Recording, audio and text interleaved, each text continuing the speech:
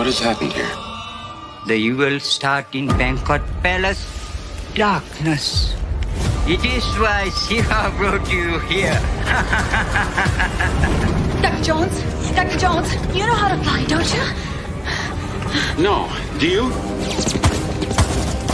You could get killed chasing after your damn fortune and glory. Now let's get out of here. Right. All of us.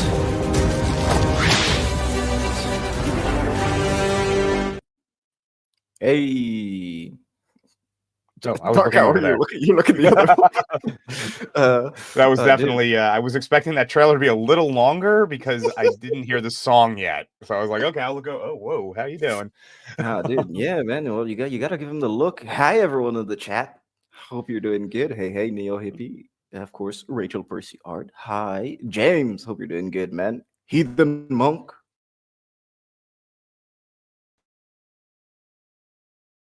Hello to you, sir. Eraser. Doing pretty good. I feel like we haven't done this in a while, so we'll see if we remember how to. Yeah, we'll see. We said last time though we were switching to Streamlabs, but We're still not. So. we're still on StreamYard. So I guess you could say that something happened. And ¿Dónde está la biblioteca? We're here. Don't worry, man. The libraries here are okay. It's actually funny because I've been restreaming the old ones to get them back on my channel, and I've noticed I had forgotten that you had that particular opening clip for the trailers, and then you used this one because for a while you were using the other one with the like the lion and the.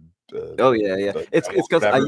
use them for different ones. The one with the lion I use for R-rated movies, and the one where it's preview time I use for PG-13 and under. Gotcha. Okay. Yeah. Well, You never figured that out? No, I just assumed that you had your own method that I didn't really know about, but there you go. I mean, that's it. Right. That's everybody. That's all the details you need. See you later. Bye. Now, yeah. So this is our second time doing an Indiana Jones film, and we have some great guests today. Yeah. Making his return, being the through line for our Indiana Jones discussion. It's you might know him from the Mr. Brown Alliance. Supposedly he wears 3 socks in bed. And that is the mega geek, Mr. Ian David Diaz. 3 socks in bed. That's still going around. That one. Yeah. At one point, it was up to like 59 socks in bed or something like that. Yeah. How are you guys? All right? Yeah, doing pretty good. I was glad that you were available for this one because you're, of all the people I know, you're probably the most knowledgeable about Indiana Jones, and you're probably the biggest fan of it. So. Love this film. Yeah. I'm around. Yeah, making a rare appearance with his face today, guys. He's not using the avatar, so I'm really. There you go.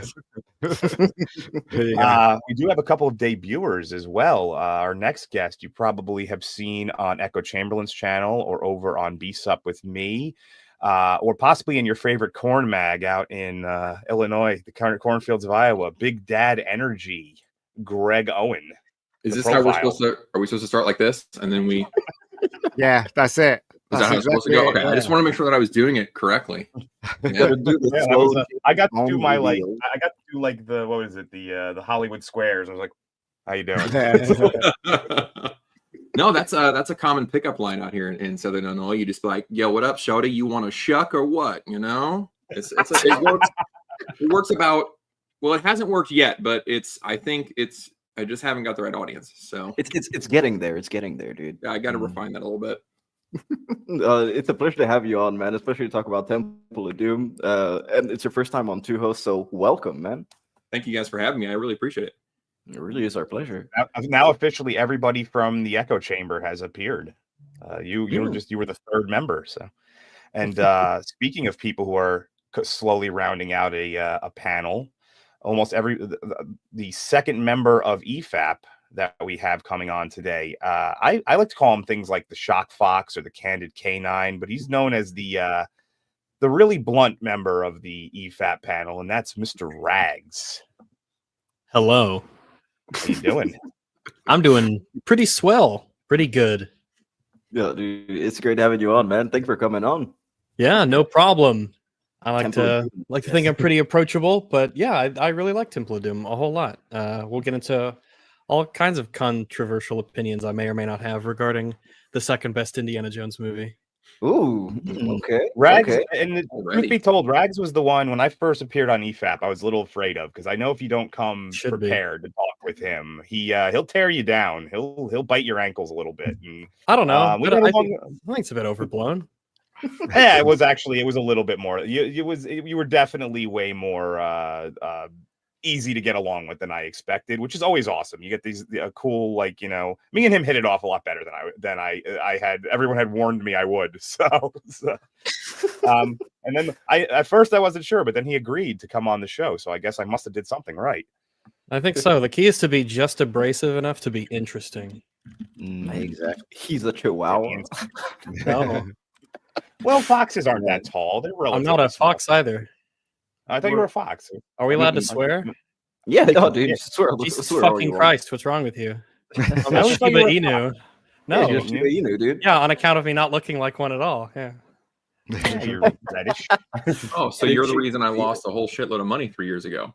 Oh, Oh, awesome. Thank you. Hey, it was worth it.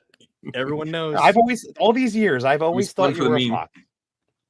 Yeah, Jack. Dark No, Hour is no. basically just becoming old now, so he has I'm a a hearing I'm a aid. cat you know? person, so I don't really know much about dogs and wolves and all these things. I prefer felines. Shiba with a Glock. That's nice. I got one right next to me, so it's not out of the realm of possibility. Oh, at least you're armed in this one. Indy isn't at one point, so. Oh, Yes, Oh, actually, that's a weird little thing that they do in this one. That's a reference to Raiders, despite the fact it's supposed to be a prequel, which is interesting. Mhm. But yeah, I guess we should hop into it. So what we usually do is we do a little round table of just everyone's first experience with the movie, what they remember, of course, the first time you remember. And I guess I'll start with you, Greg. What was your first experience with Temple of Doom?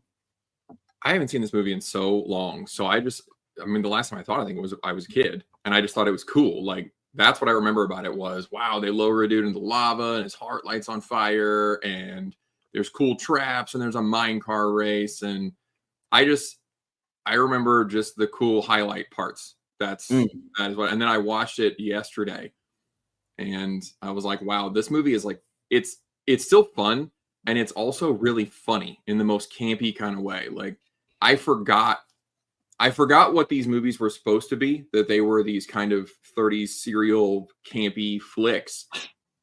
I totally forgot that was the whole point of them. And I was reminded of just how much they went with that, and they succeed. I had a great time. You just have to keep that in mind. And I was having a blast yesterday. Yeah, it's quite entertaining. It's a quick hour 58. Yeah. Yeah, hour 58. It's kind of quick. We were saying before the stream between Dark Hour and myself and Mega Geek that it's weird because the first half doesn't feel as if it's with the second half. It kind of feels like two different movies sometimes. Mm-hmm. But yeah, it's an interesting one to dissect, especially in the Indy trilogy.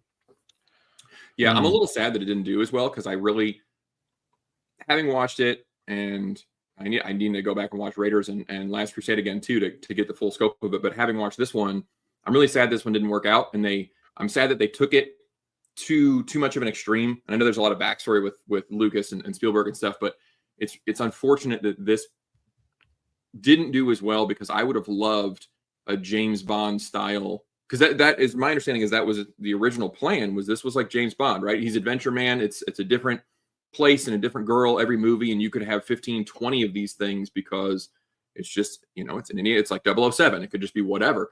And this one felt the most like that. And it was fun for that reason. And I would have loved to have seen a whole series of them. Well, they even gave him the beautiful white suit at the beginning, so yeah. They definitely very did. Casino They tried to do Royale that. right at the beginning. It was great. Mm-hmm. What about you, Rags, man? What was your first experience with Indiana Jones and the Temple of Doom? I actually know the answer to this question, because a lot of people, especially when you talk about older movies, they don't know the first time they saw something. But in this case, I do. We had the VHSs of all three. At that time, it wasn't a meme that there was only three Indiana Jones movies, but we had the VHSs of all three, and I would regularly watch them. They were some of the action movies that were really sort of formative to me in a way, and I really enjoyed watching them.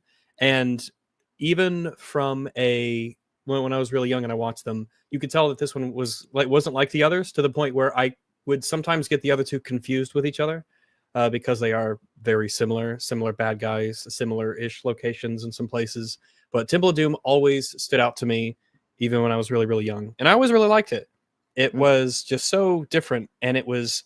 I don't know if there's a name for this sort of phenomenon, but one thing I don't like about a lot of children's media, or at least young people's media, is that it's very safe. It's not very challenging. It doesn't have any grit to it.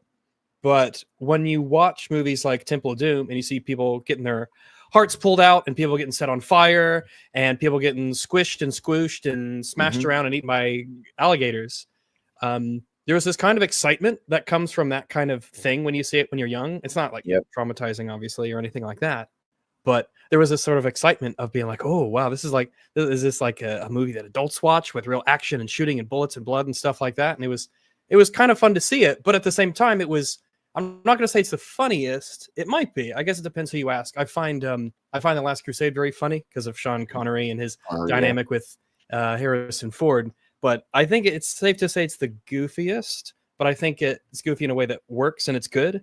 It's odd to see the serious darkness of Temple of Doom kind of contrasted with its very goofy elements and how it kind of bounces back between the two.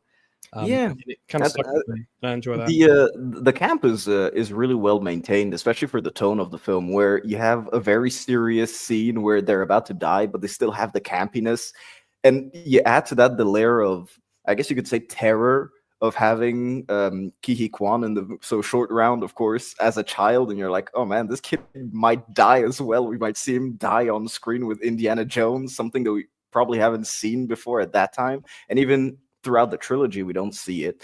It's like, whoa, but they managed to balance it pretty well. It keeps the tone well of sort of establishing the idea that this story is, we're gonna have fun on this deadly adventure.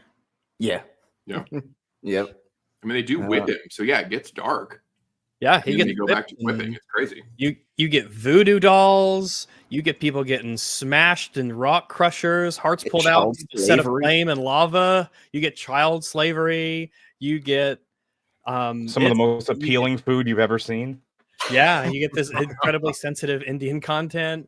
You get all kinds of good stuff, and even at the beginning when the guy gets shish kebab in the opening sequence, there's just this I guess the way that you sort of process danger and death in media is really interesting, especially when you watch it young.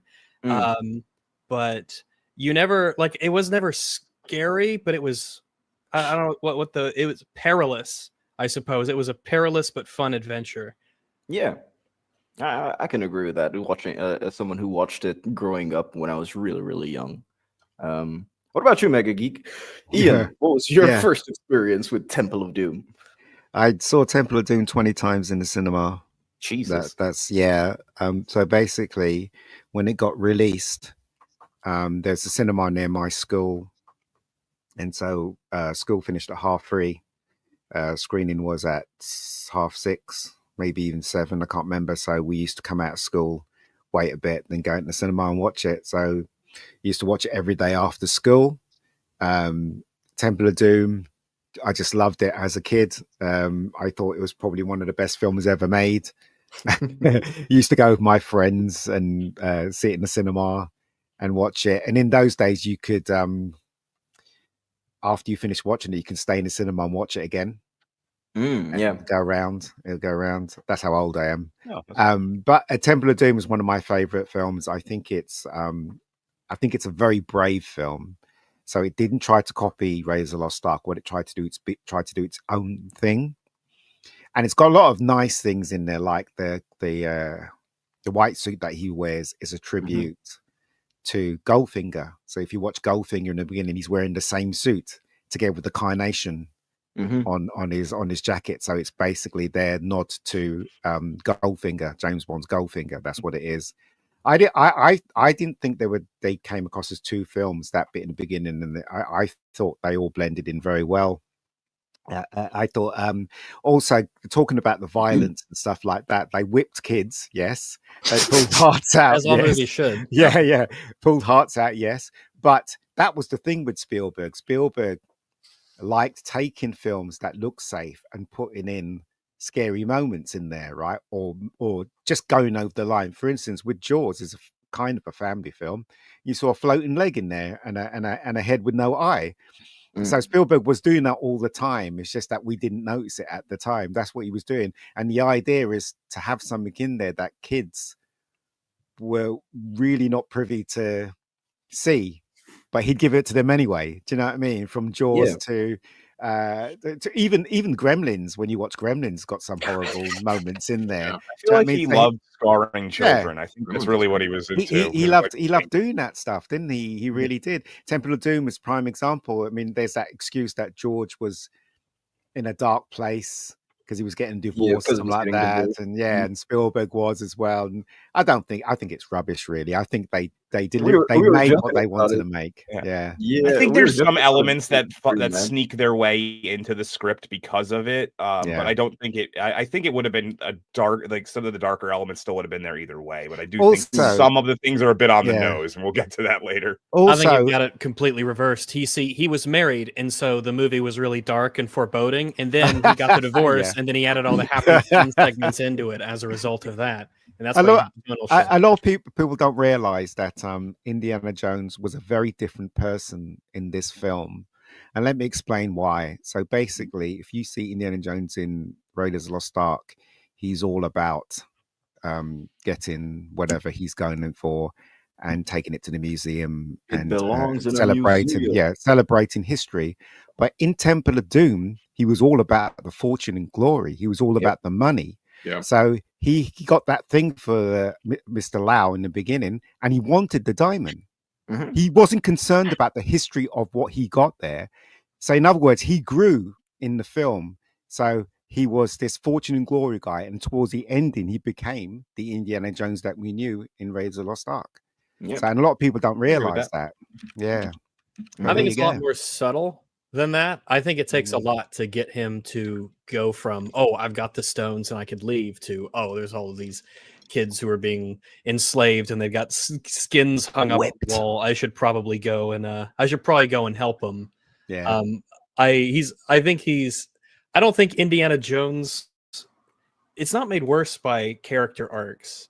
But you don't need them, I suppose. And Indiana Jones isn't normally the character that you think about when you are asked to consider characters that undergo these sort of changes in their values or whatnot. But there is that sort of little adjustment. And I think that maybe instead of a character arc, it's just more that he's always had, there's a limit to him. You know, I think there's just this natural element of him as a character where there is lines where he won't cross. There are things that he's willing to do. Yeah. I agree with that. It's really subtle. I think if you told a lot of people, hey, what do you think about Indiana Jones's character arc in Temple of Doom? They won't know what you're talking about. I think it's kind of subtle. His arc also, there's parts of his arc that are kind of missing from film to film too, because there's a few years between this and Raiders, so like he grows between the films as well. We don't see the entirety of how he gets from point A to point B, that being point B being Raiders. So he's never a bad guy. He's just two different kinds. He's just a guy. He's a decent guy. You know, he's not going to go and kill innocent people and abandon children to suffering, but that's not a really high bar for like a heroic character. But he's not a bad guy. He's a pretty decent guy. Indiana Jones not bad at all. He's a good guy. Yeah, he's the thing that Harrison Ford has always been good at is playing kind of anti-heroes. Like he'll do the things necessary, but he still operates within the greater good. A lot of times, a lot of his characters. And I think a lot of that starts with Indiana Jones because the fact that he has the sequence in Raiders where he just shoots the guy because he didn't want to have a extended like fight. And then also if you take into the I don't think there's a moral component to that. I think that's just smart thinking. Well, it's smart. I'm just saying, but I'm saying like he doesn't try to do the whole like I'm gonna kill you as a last resort. It's his just like I don't want to deal with this, and he does played as a joke anyway. It's played off as a joke, yes, but I'm saying like it establishes him more as an anti-hero than a pure heroic character in some ways. I don't think that shooting a guy with a sword makes you an anti-hero. It's not where I'd go. I'm saying he doesn't even bother to try and not kill him, is what I'm saying. Like that's the guy's got a sword and he wants to kill Indiana Jones. Yeah. He just but he was Harrison Ford wanted to go poo, didn't he? Oh, he ate something bad. That's why. That's why he shot him.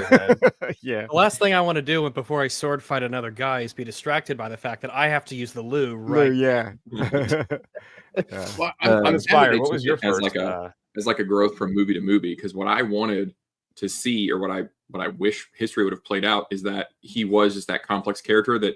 He's a treasure hunter, really, but then he's got a little bit of humanity that they show. And I wish it wasn't, from Temple of Doom to Raiders, look at this growth of this character. I just wish it was, look at this guy who's pretty much just he's searching for treasures and also maybe some historical stuff to put in a museum. But then at the same time, it's like Kung Fu, each of his adventures, he's out doing something and then comes across some people that really need his help. And okay, well, I'll set aside my treasure hunting for just a minute to help this village that's, their magic stone has been lost or something. And what about the hot women? Just that complexity. Also the hot women. Indiana Jones and the hot women. Yeah, it's like girl every movie. Like first the whores. What? Yeah. I mean, Harrison Ford was an absolute beefcake in this movie, man. He was, especially this one, in compared to the other two. Yeah. He really let him the best shape he was ever in, to be honest with you. He did his backing, didn't he? In one, and they knew they tore his sleeve off and everything. They were like, "Yeah, get after it." He was. I wouldn't be sure. I mean, he did the Shatner, didn't he? Sequences where he has to climb and hang in these movies, but this one especially. So that's probably plays into why he was in better shape than he usually is. So, how about you, Uninspired? What was your first? Well, I used to have the trilogy on bootleg DVD. Those 24-in-1 DVDs that I always talk about on any of these streams whenever we ask when's the first time I watched something.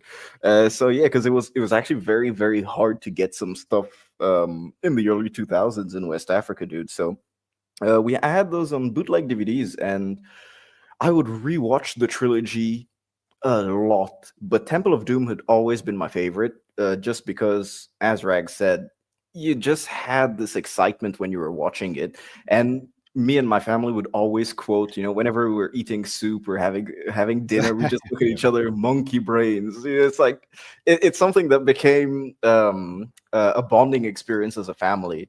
And I've always enjoyed the film. I rewatched it again last year for the first time in a long while.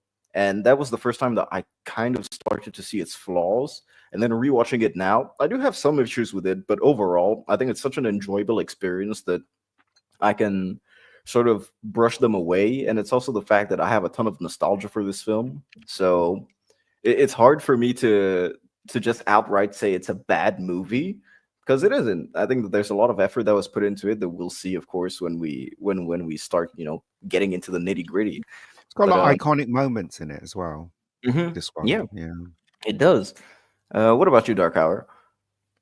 Yeah, so mine wasn't bootleg, but my father used to do a lot of recording of movies from like HBO and stuff when I was younger. So I had all three of these on like one of those super extended tapes, the ones that's like 8 hours, all in a row, which was pretty cool. Wasn't a criminal.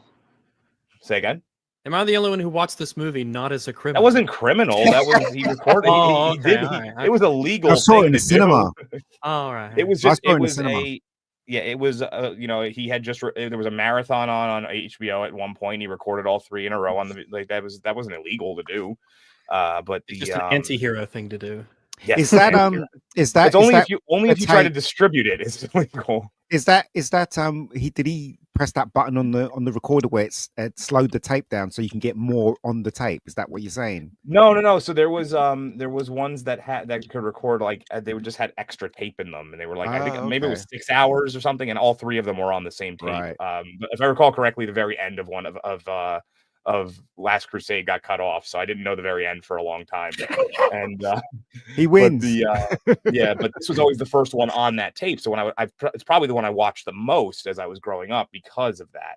And to tell you the truth, I don't even remember the first part of it. A lot of times I only remember when they get to India. So it's strange to me that like every time I go back and watch it, I'm like, oh yeah, there was a part when he's in China in this movie. I forgot about that. Yeah. And but yeah, I'm on board with pretty much what everybody said, that it's, you know, it's the third best. And well, Rag said the second best, but it's the third best of the original three. But that doesn't make it necessarily some people say it sucks. I don't think that's true. Just because it's not as good as the other two doesn't mean it's bad. It does try to be a little bit bold. It does pay homage to Raiders at certain points, the fist fighting sequence and, the gun that we're going to talk about where he doesn't have it and all that stuff. Yeah. But it still does its own. The first time. Say again? That happened before it happened the first time. Yeah. But it still tries to be its own People lost movie. their guns before 1937. It happened. It was actually probably more common back then. It's just a joke anyway, wasn't it? It was an in-joke, so the audience would. But I do appreciate that it tried to be different. There is a couple of issues that I have with it, like the line that he has in Raiders where he doesn't believe in magic makes absolutely no sense after this movie, considering the fact he was part of all of it. So he should they probably making it a prequel did kind of retroactively ruin that line, but it for the most part still slots in pretty well. And that's, that's pretty much my experience. I don't want to just tread too much of the same territory as other people have said. I do like the beginning sequence, though. I think it's very well directed, very well presented here. Especially if you're a fan of musicals. Like I'm a huge fan of musicals. I think that musicals are some of the best ways to bring, I guess, the stage to a theater screen. A theater is in cinema screen. And I think Steven Spielberg nails it with the intro. It's so well made. It's so well done. And yes. So is it actually Kate Capshaw singing? No. Yeah, I think so. I'd guess so. Just asking in case, But yeah, I like it. I love it. It's probably a really hard scene to film with all these shiny ass costumes. Yeah. But I can understand why. Like the attitude for this one was not great when it came out, and I can see why, because anybody that went to this movie after seeing Raiders and the opening with the boulder rolling down and Harrison Ford doesn't, you guys talked about it last time I watched that show, his face is in shadows and he gets the big reveal and all of that. So they come to see other Indiana Jones movies, and I can imagine in the theaters that people were like, am I in the wrong fucking, what is why is there a musical happening with this gal singing in Chinese? Anything goes. Like, what is happening? And I bet a lot of people were thrown for a bit of a loop. And then if you start a movie out that way, I could see why bad reviews would happen, because you can just never really get back on track with what you think this movie is supposed to be. It was the critics, wasn't it, that gave it the bad reviews. But the thing is, though, every screening I went to, the audience was with it 100% from the beginning to the end. There was nothing wrong with that beginning at all. It was fun. It tried to be very different from Raiders of the Lost Ark, didn't it? Mm-hmm. And it succeeded. Yeah. I thought it was very well. I thought it was a great beginning, personally, me. But there you go. I really like it. It's at the beginning it sort of establishes, but as we knew this before, Indy is a professor, and so this gives him this idea of he can be suave, well dressed, polite, well mannered. He speaks these languages. He can fit into high society. He has manners. He's a very obviously physically attractive person, but he's not just the rough and tumble, gritty fist fight, oiling. He's got grease all over him. He's got a lot of range to what his character does, and that has sort of kind of become a sort of an archetype in and of itself, based off of the old 1930s style serials of globetrotting adventures through jungles and whatnot. I mean, the first movie starts in South Africa. But it's good to see this side of him, especially knowing he's going to be in this Indian death cult lava pit punching people. In about an hour. That's fun. That's fun. Makes the movie feel like a journey. Crazy. Yeah, but he definitely is. I was going to say he definitely was America's kind of answer to James Bond. We did touch on that before. I think we may have did that before the actual stream started. I'm not even sure if but he was kind of our version of it, and the fact that it does differentiate though, and that's what's great is he does have everything that Rags just said is correct. He's multi-layered. I would say. And you can also look up to him as an adult and as a kid because he has not only an achievable physique, unlike what we see nowadays with Marvel movies, when people take off their shirts, you're like, "Whoa, this dude is 100% on roids." Like Indiana Jones is just your average dude that can do crazy cool stuff because he's an archaeologist, and everyone like me and I wanted to be an archaeologist when I was a kid because of this. And then I just wanted to become a. And you were like, "Wait, it's not like the movies at all." Yeah, I haven't shot anyone yet. Yeah, no one's Show tried to. archaeology class. Where do I get my gun? I just have West Nile virus. What the hell happened? But this was a tribute to James Bond. I mean, they actually said it. Lucas and Spielberg. It was hence why he's wearing the same suit as Sean Connery in Goldfinger. It was very much a tribute to James Bond, because if it wasn't for James Bond, Indiana Jones would not have existed, according to those two, right? I know. So and I love this beginning sequence with the diamond, with him skewing the guy. They didn't hold back on this. And plus the guy plays the Chinese detective in England. His own series gets killed. The Chinese guy that was helping Indiana Jones. So it is. I just love this beginning. I think that it's a fantastic beginning, personally. Yeah, the Chinese dude that was helping Indiana Jones is called Wuhan.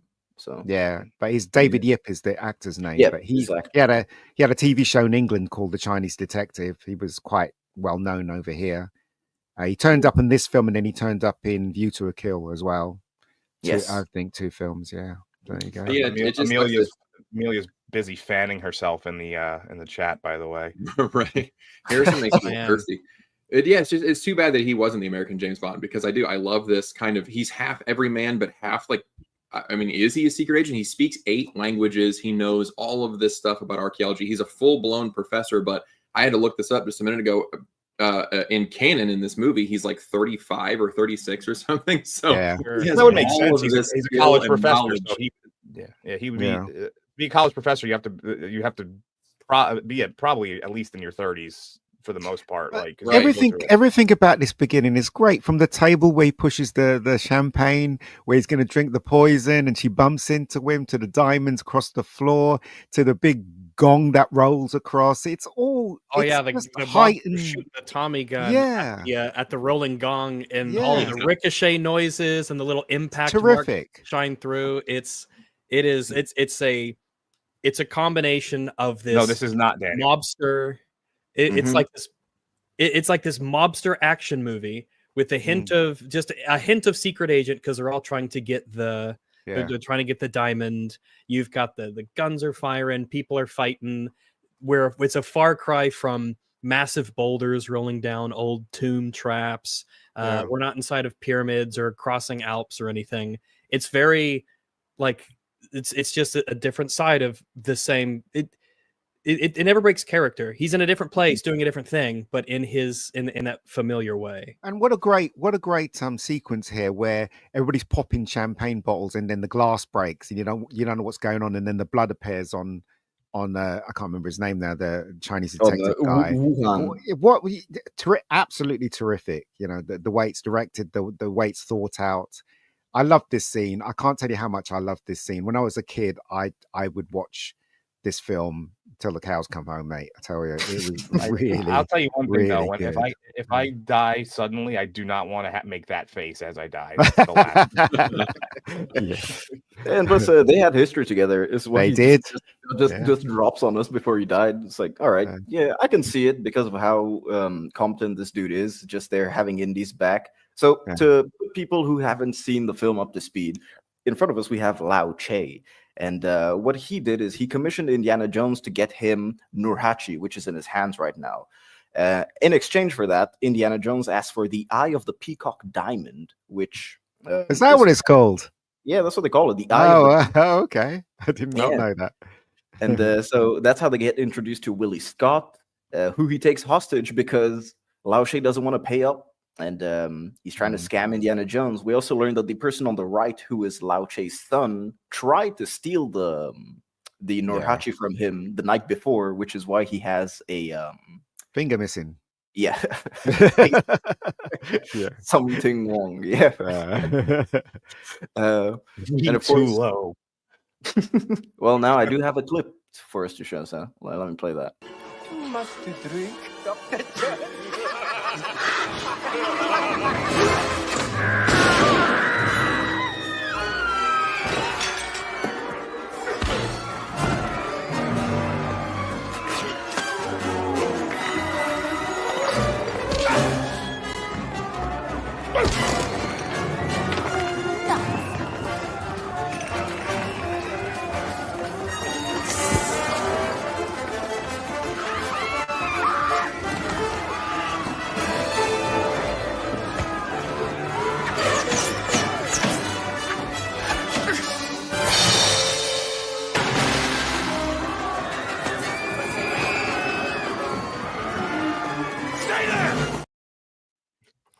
Fucking love that he punches that woman in the face. I'm laughing the Never entire allowed time. to Yeah, go. he just is like, I don't know, I'm gonna hit somebody, and then the secret police show up. They have throwing axes for some reason. They Well, it's throw, not. like, Well, it's everything. They just had him in the props room.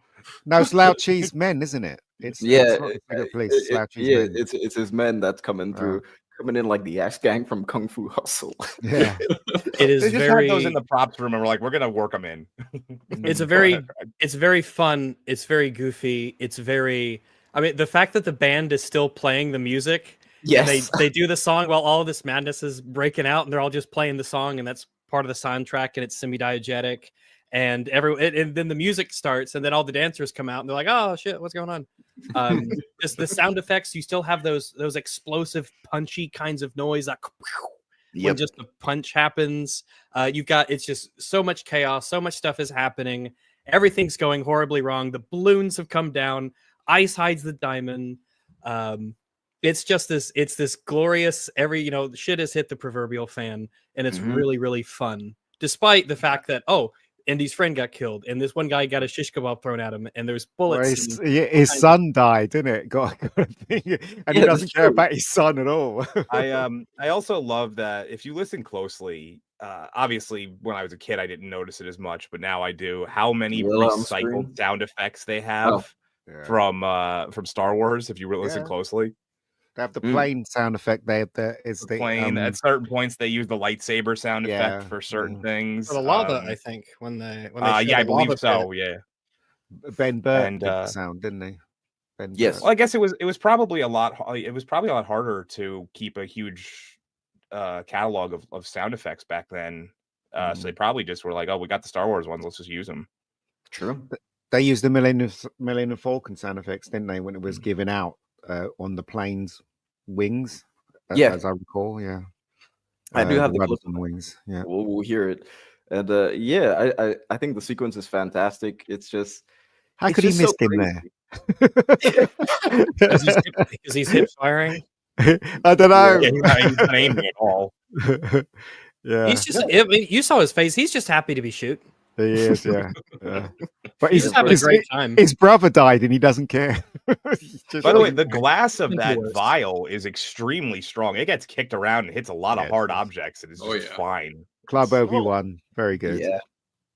Nice and blue. Them crawling over the floor, like I was expecting yakety sax to start playing while everything's getting kicked around. Everybody's confused. Like I was chuckling when I was watching it yesterday. It was so much fun. It's something that they continue with almost every action scene throughout, because they have to juggle Willie Scott, they have to juggle short round, and they also juggle Indiana Jones each time with all the villains around them. So you're always moving back and forth, and I think it's what keeps the fight sequences entertaining, because they all have good choreography in terms of adding comedic bits, as we saw. I just think that Steven Spielberg knew his stuff, and it tells, because to this day it holds up, and I can see all your faces. You know, when I play the clip, you guys in the chat can't see it, but Dark Hour and me, we can see all your faces, and I just see you guys smiling at the bottom. It's fantastic. This is a fantastic so much movie. Fun. You know what, right? A couple of years after this film, Spielberg said, I've got to apologize for Temple of Doom. And I was like, you don't have to apologize to me, mate. I really loved it. You know what I mean? So just get back in your box. I always liked it. I think that one of the things, and it starts here, but one of the elements about this film that can be used as a really good example, just kind of like the other two Indiana Jones movies, is that they're not very large scale in terms of the things that are happening, but they're very tense and exciting. This is just like a club where some Chinese gangsters come in, and there's chaos, and like there's a couple gunshots, and then there's a Tommy gun, But mostly it's just some punches, people running around and sliding. You got the dancers coming out, some music. It's very small scale. It all takes place in this one club room. You don't have these massive intergalactic battleships fighting each other or these huge war sequences. You understand what's going on. It's exciting. It's fun. And as we'll no doubt talk about later, a lot of the other sequences are just like, oh, here's Indiana Jones on a bridge. Here's Indiana Jones riding down a mine cart. Here's Indiana Jones punching a guy, and he's just fighting one dude. These are very small scale action sequences that are very fun, intense. Yeah, it's really well written and paced, especially, and directed as well. Because it's weird because you see period pieces nowadays, and they don't even look like this. This looks so good nowadays. I don't know. Period pieces to me fall flat for the most part, especially when they're trying to emulate the 30s and 40s. But this one just nails it on the head. And in the streets of Shanghai, no less, which they probably remade, let's say, 2 blocks. Studio, yeah. In the studio a lot. They probably just made 2 blocks for them to go around in cars.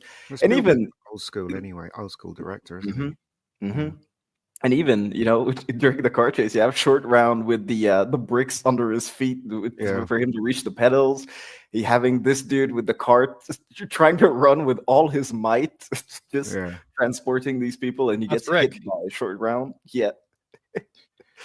Oh man, and so the chase ends, and they go to the airport where Dan Aykroyd is here for some reason. He's got a cameo. Yeah. I think it's because he really liked Raiders of the Lost Ark, and he's like, "Can I have a cameo?" But he was in the next studio across. He was making Ghostbusters, wasn't he? Was at the time. 84 came out. That's fun. I like that. Yeah, it was nice to watch this movie and be like, "Oh, it's Dan Aykroyd." Because as a kid, you like know who Dan Aykroyd is. Yeah. So you're like, "Oh, hey, it's like I know that guy." Yeah. We have a fan of Rags in the chat, by the way. Color of Thunder. Hi, Rags. Hello. Hi. We're talking about I'm sorry. What a fun movie. Yeah, and I love how they don't really just stay on Dan Aykroyd's cameo. You barely see his face because he's always turning and walking around. It's just like, yep, his one job is just, it is a cameo. It is it is a cameo, truly. But if you know, Dan Aykroyd has a very specific walk that if you're paying attention, you can always see. So it's if you're paying attention, you can see it's him. Nice try, Lao Chi. Yeah. The smile he gives, then he just looks at the pilots like, all right, we're done. Yeah. And of course, I had when I was a kid, I had some little miniature, not like action figures, but I had a lot of the vehicles, little miniature vehicles from the movies. I had the boat from Last Crusade. I think I had a tank. The little tank from Last Crusade. There was one of them I know was this plane, the Lao Che air freight plane. I remember the white and red, so I always had the little plane, and I was like, "Hey, it's my little plane." One of those toys you remember having. This would never be allowed today, would it? Don't have any chickens in it, unfortunately. No. This would never be allowed today. Calling her a doll and all that stuff. They'd really veto it, wouldn't they? I think they would. Yeah, not good. But there's probably a number of things that you probably couldn't do today in this movie. A lot, yeah. I mean, even just building the bridge, because they built several bridges for Indiana Jones to actually break, and it took them, I think, some time. And in the end, they ended with 2 official proper bridges. If I remember correctly, the first one fucked up. And then it was the second one that they managed to get the shot with. And so even just the bridges, you'd never see something like that today. And now, even a character like Willie Scott, you just wouldn't have someone like this. No, because I feel like the scene where she's trying to get the antidote from her and reaching in her shirt, they would never even dare do that nowadays. They would just be like, nope, that's sexual assault. We're not putting that in there. That line which she says she broke a nail, they'd never allow that either, would they? Oh, no. I broke a nail. It's like, what? Shout out to Wong Kar-wai, man, Chungking, of course. Good reference. I mean, good reference in my head, but that's my head canon. So they're on their way, and over Chungking, The rap scene is bullshit. Though we're getting to that, man, in a second. Daniel is always way ahead of us in the chat. He's really good at keeping. We should get him to just do the slides for us. He'll just be... No, the show would move too quick. Now Willie was funny, like, but she grates on me quickly. Like, I like Willie. I know Willie, I think, is the most polarizing part of this movie because some people think she's hilarious, and I thought she was funny at first, but then after a while, just the screaming and the over the top does get a little much. I'm just like, I'm I don't tired. mind the like I broke a nail and the hyper, what we might call the hyper girliness, but the over the top screeches sometimes get a little much. Willie is a person who is in every sense of the concept out of their element. She is not I agree with world. that. She's and I like that contrast. I like her personality. I like the weird sexual tension between her and Indiana. I like that they kind of grate on each other. I like her. I enjoy her, especially considering that the other two, like Marion and Elsa, are completely different from her. I think that she is very useful as a foil to them in a way that not every Indiana Jones girl is the same. I would 100% agree with that. If they tried to do Marion again, it wouldn't have worked because she was the whiskey chugging, punch a guy in the face kind, and they needed to go a different route than that. Well, I mean, they were like I said. Sorry, go ahead. No, go ahead. You're a guest. They were basically trying to do the 40s stuff, weren't they? And in the 40s, they used to have screaming girls in peril. And they did their job very well. Unfortunately, did it too well, and that's why a lot of people now would complain about Willie Scott screaming and shouting. She's very realistic, though. Like Rag said, she kind of gets. You have to remember, like she wasn't. Marion goes along with him on the journey. Like, well, since we've already done Raiders, we'll talk about. I'll use her. She just opts like, oh, I'm going with you, and I've been on journeys with you before. Like, Willie just kind of accidentally got sucked into this. She didn't want to go. She just kind of happened to end up there. And she does have very realistic reactions. I just think that it's not necessarily the fact that she is screaming. I think it's just Kate Capshaw's scream so much can get to you after a little while. She has a very peaky voice. So it's you call it Dr. Jones. No, I like they went a different direction from Mary. Like I think that since they were trying to make this a series and they wanted a different woman every time and everything, and unfortunately, this is one of those things that I think shot the whole thing in the foot. Is that they tried to be so different, and this was too much with her. Like I'm fine with an accidental companion that hates the entire thing, but yeah, some of it, the super campy lines. I broke a nail. I don't want to, the screeching.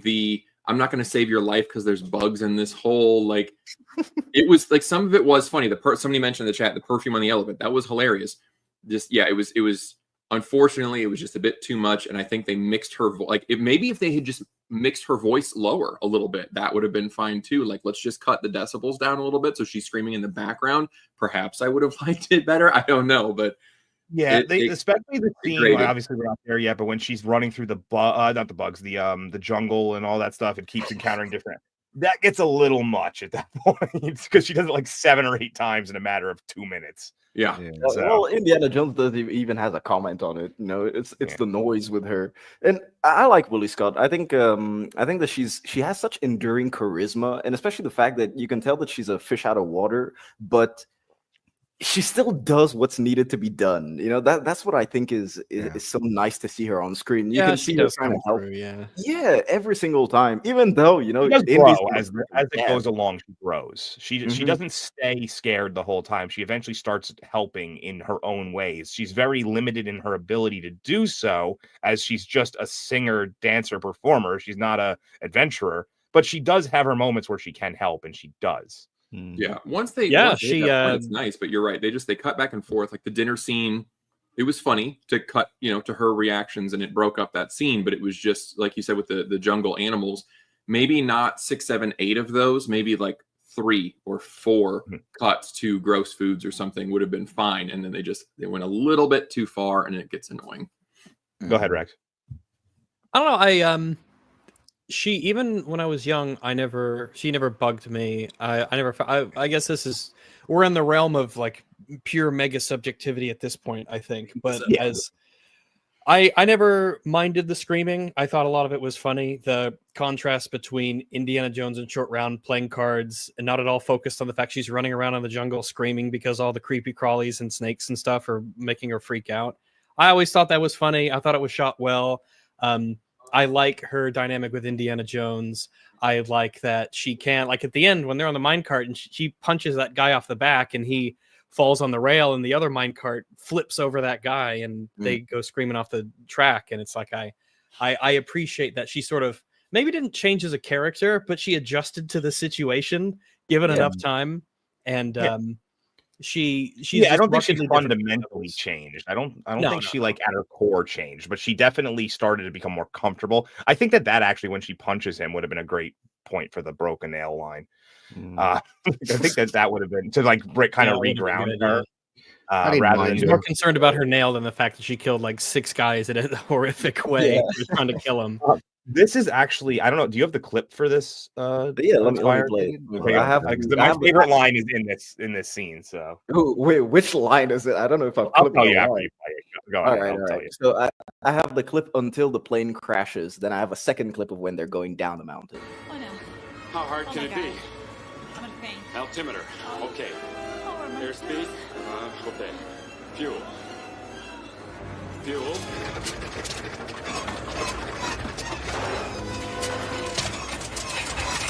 Dr. Jones, no more parachute!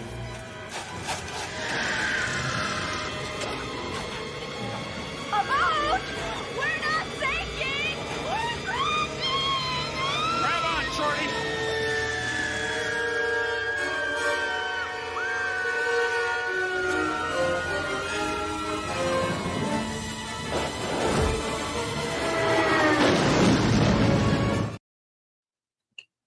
You actually clipped right after my favorite line when she goes, "Do you know how to fly?" And he goes, "No, do you?" I love that line because I put it in the trailer. That's why I didn't clip it. Yeah, well, I love that because Harrison Ford is an actual pilot, and that's something that he is really passionate about his whole life. And the fact that they play off of that is pretty funny. And if you don't know that about him, it just seems like a line that they put in there to make sense, but it's actually an in joke for the movie as well. That's what the worst scene ever in the film is that bit there where they jump out of the with the inflatable boat thing. I thought that was terrible. Even as a kid, I thought it was awful. It's not great. It's the low point of the movie. Yeah, that's what I think. A movie full of very high points. It is certifiably subterranean. I think this is they probably could have made it a little bit more digestible for people to not be like that's ridiculous if the plane would have been lower because they are losing altitude. If it would have maybe been 20 feet, 30 feet above the ground rather than the 100 feet, like it would have helped. Of all the crazy stuff in this movie, that one's always like, I don't know. I think they should be dead. Yeah, they should be. I guess that snow, just the soft patch of snow they landed on in a really sturdy Chinese-built survival boat, and it hits at just the right angle. And the air is really thick up there in the mountains, so they just have to land the right way. And this stupid bit here, I love the camp of this though. Like this, it's dumb, but it's like when James Bond is going through the garage. I don't remember which movie it is, but he's got the little blades that pop out of his hood, and they try to string a wire across, and the wire is at the exact height of these two little saw blades. Oh, that was Tomorrow Never Dies for some fucking reason. Like this is the kind of stuff that I love for that very reason. Like, let's jump out of this plane in a self-inflating raft, and it totally works. And we raft our way down in this terrible green screen, and then we end up in this river. Like, it lets you know we're not taking this very seriously, and you, the audience, shouldn't either. Let's just have a great time. And I was having a great time. This is kind of the cutoff point that I always say. It feels like a complete, like this was a different movie, and then they just transition into the second movie. I always feel like this is the spot right here. People are saying MythBusters just tested it out, so I would assume it would always be because the air would probably start to get trapped in the actual pocket, and then it would turn into essentially a parachute. when the plane crashes into the mountain, that's a terrible effect. Oh That's yeah, I was going awful. frame by frame to check, and when the plane is, let's say, a third through the mountain, it just switches directly to the explosion. I Yeah, was it like, does. oh, Yeah, pretty awful. man. Right out. A lot of doesn't the spoil effects the in this film, movie though. are very good. Some of Yes. them are Yeah. not very good. That was Mm-hmm. one of the not very good ones.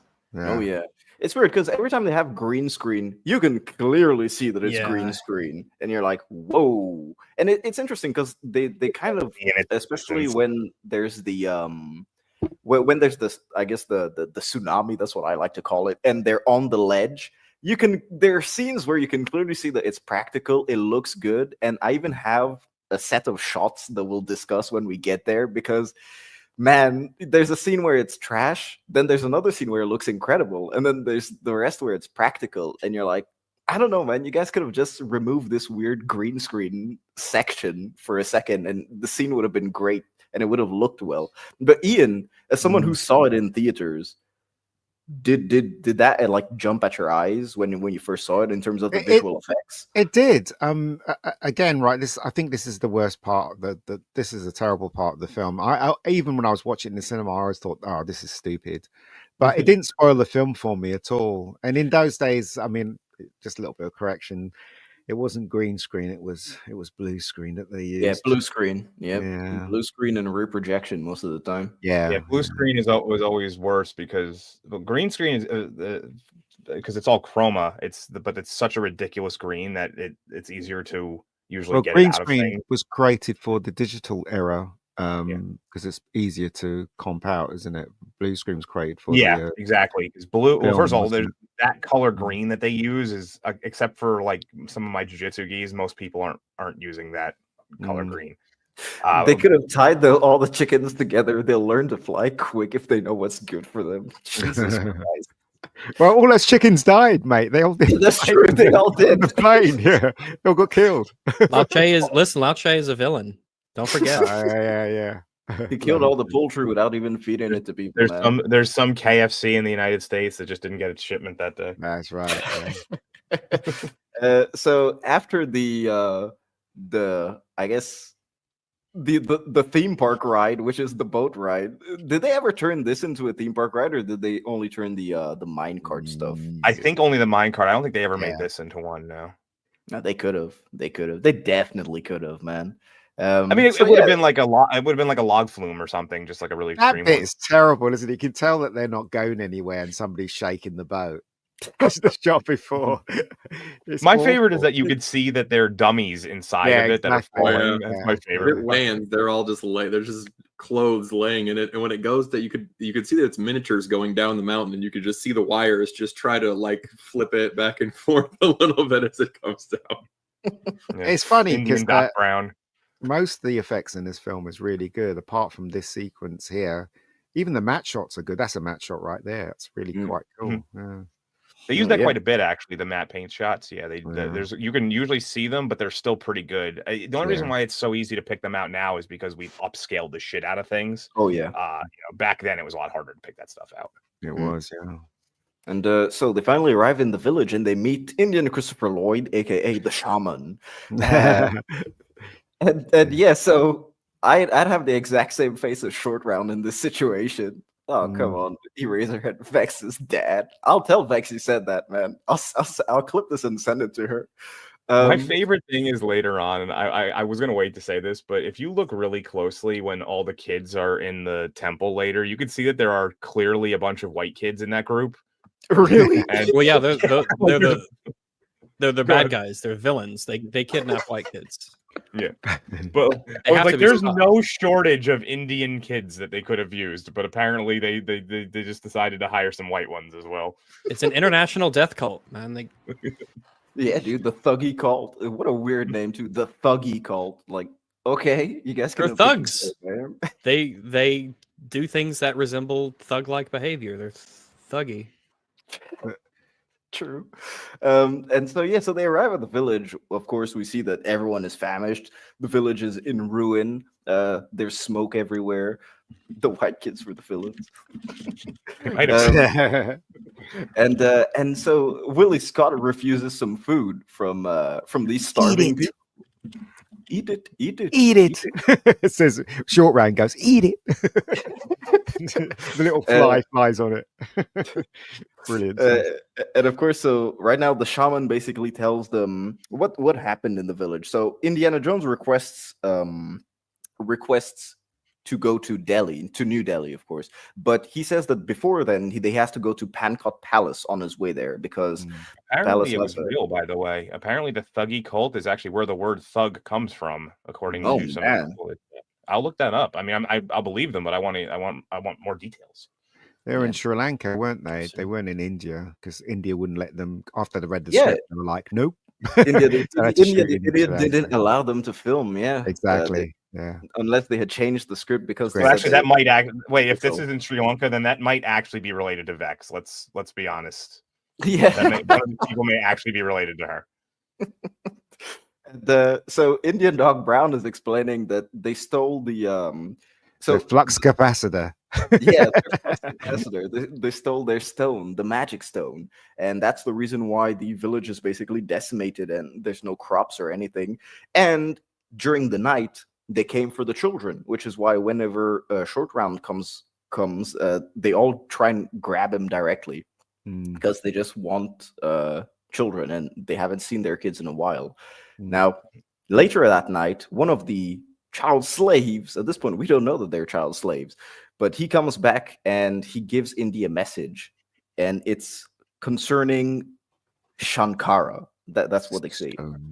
Yeah, the Shankara stone and the legend. And this is where Indy wants to go and to Pankot Palace to get his fortune and glory. But you can see in his eyes when he's looking at it, can't you? That he all he's thinking about is the fortune and the glory. So, do you know what I mean? He's not really concerned about the kid or anything. Yeah. Okay, so according to this, the Thuggee cult operated from the 14th century to the 19th century, dated back to the Mughal Empire. Which is, and it was, they worshiped the goddess Kali. So this is actually very accurate. I mean, accurate historically, picking the right group. So this film was based on Gunga Din. There was a film shot in the 40s, and it's very similar to this film with the Thuggees and stuff I think it's called Gunga Din.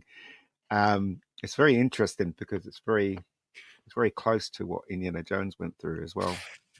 I like the fact that they added a little shooting star in the background. Yeah, they always do that. A nice little streak. It's cool. I liked it. So of course, Indiana Jones decides to go to Pankot Palace, where he's going to go and search for his fortune and glory. And the way that they get to the Pankot Palace is by elephants. Willie Scott, of course, out of her element, just going the wrong way on the elephant. And Short Round is just having fun. I love Short Round in this movie. I think that all the kids loved him. Yeah. I just think I liked him when I was really young, and then as I got older, he annoyed me, and now I appreciate him again. It's like it was a weird, roller coaster I had with him as a character. Also, who can remember the fingers? The cut off fingers on the tree. It's like this is meant to be a kids' film, and you got fingers carved on the tree. It's crazy, right? Well, then he tells Short Round, "Don't come up here," but then also the people that made this movie, like, kids, come on, it's PG rated. I think I mean kids can handle danger. Kids can handle that those kinds of things. I think a lot of times, especially with new stuff, people sort of underestimate the kind of peril and danger that kids not only can handle but have this sort of fascination with.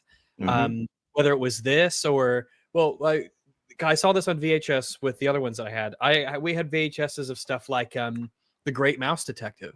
And that's a scary movie, even for it being animated. And there were elements of that really. Do you remember what was Little Nemo: Adventures in Slumberland? That movie scared me, but that's part of why I liked it. It was spooky. It kind of freaked me out a little bit. Like, oh, actual danger, cut off fingers. Oh, this is really it. But it made Indy all the more heroic. And even if at the time I might not have been able to put it into those kinds of words, I think I kind of knew that there was an allure and an appeal to actually seeing real danger and feeling real stakes and tension. Yeah, it's weird how how even as a kid, when you can't really contextualize it, you can still feel it. It's quite interesting now that you mention it. I do realize that because when I was watching this, there were some scenes where I vividly remember to this day my heart was beating, especially when he took out the guy's heart and it went up in flames, and I was like, my God! I looked at my father when we were watching it, and he looked at me and he just smiled, and I remember smiling back. I was like, yeah, this is it, man. That's the bad guy. In the UK, they cut it out. When we went to cinema, really? they cut Like that with a sequence knife, out. or? Yeah. Oh. You know, they literally took that scene out of the film when we watched it when I was a kid. So it was censored in UK. Yeah. That's kind of weird. Well, I mean, the UK's history with censorship is pretty large and vast, man. They were cracking down everything back in the 80s because of the video nasties, yeah. Yeah. And the scene that we were talking about with Willie Scott putting the perfume on the elephant, and of course the bats. So this scene to me never really registered because this was basically an everyday occurrence when I was growing up until I was 18, up until I left Ghana. And The running of the bats. Well, the size of the bats, because here I'm in France right now, so the size of the bats are basically, I guess, 2 apples put side by side. But when I was growing up, I would see literally around 5:50 p.m. till 6:30 p.m. you would have the skies black, only filled with bats, that hundreds of thousands of bats. And these bats were like the size of, I guess, your arm. They were huge motherfuckers. And so whenever they were like, oh yeah, these are bats, they're not birds, I was just like, well, yeah, this is, literally an everyday occurrence. What is so weirdly fascinating about this? And it's only when I moved here and I saw that the bats were tiny as fuck. Yeah, we got little bats here. Yeah. Yeah, it really tiny. surprised me. It really, really, really surprised me. And it's something that's always stuck in my mind whenever I watch Temple of Doom. It's just the comments on the bats because of just where I grew up. So yeah. Fruit bats are big. I don't know whatever the fuck bats they were, man, but they were everywhere every day. They would leave around 5:50 till about 6:30. They would go and hunt at night, and then you'd see them back in the morning. And if you wanted, there was a specific place you could go in the middle of town, actually. So a busy place where all the bats would hang in their trees in the afternoon. So you would literally just pass by in your car and you would see the bats sleeping and you can hear them, I guess, eating and stuff like that. So it was kind of weird. But yeah, just a little asterisk. The chicken of the cave. Yeah. So Willie Scott gets thrown off, of course. And they set up camp, which I do have the clip of. So, ladies and gentlemen, get ready to hear some Willie Scott screaming. What you got? 2-6. Aha, 3 aces. I win. 2 more game. I have all your money. Ha ha. Jordy's family were killed when the Japanese bombed Shanghai. He's been living on the street since he was 4. I caught him trying to pick my pocket. Didn't I, short stuff? The biggest trouble with her is the noise. Hey, you cheat, Dr. Jones. You cheat. You the full car. I'm very little. You cheat very big. Dr. Jones, you cheat. You pay money. You owe me 10 cents. Look at this. You accuse me of cheating? You're cheating. The place is completely surrounded. The entire place is crawling with living things. That's why they call it the jungle, sweetheart. Willie is my professional name. Indiana. Hey, lady, you call him Dr. Jones. My professional name. Okay, we're good. I love when he gets caught and then he starts yelling Chinese at him. It's just it works for me. I really, really like it. I think that it's just I just think it's funny. I think it works. It shows you the dynamic between him and Short Round so well. You can tell that they've been together for a while. That's what got him the part, isn't it? When he went to, he didn't go for the audition. His brother went, and he was waiting outside, and they told him to go in, and it was that scene he did with Harrison Ford that got him the part. So there you go. He has always maintained that he was treated that Harrison Ford treated him so amazingly on set. Like that's one of the reasons why they that moment a few years at the Academy Awards was like pretty awesome because he's always spoken so highly of Harrison Ford. He went off to be a martial art fight choreographer, didn't he? After this film? He did. Yeah, he's actually choreographed several really big films. movies. A lot of people didn't even know that he was the one that choreographed them. X-Men. He did the X-Men. Mm-hmm. He sort of stayed behind the scenes. Yeah, dude. He still had a career in Hollywood. It's only with Everything Everywhere All at Once that kind of had a resurgence for his career because it put him back on the big screen. And now he's got a film on Netflix, isn't he? As a secret agent or something like that. I thought I saw something like that. But they had to sneak this snake in. By the way, this you have a good stop here. They had to sneak this snake into the country because they're like heavily. Was it shot in a studio or was it shot on location? I don't know. I don't exactly know if this was a studio or a location. It doesn't matter. They actually had to like book fake names and stuff. I know that because that's like a story about this that in order to do it, they had to essentially keep it completely secret because the government was like, no way you're bringing a snake into this country because I'm not. They must have had a real bad problem with them or something. Interesting. Yeah, I didn't know that. Would have been CG today.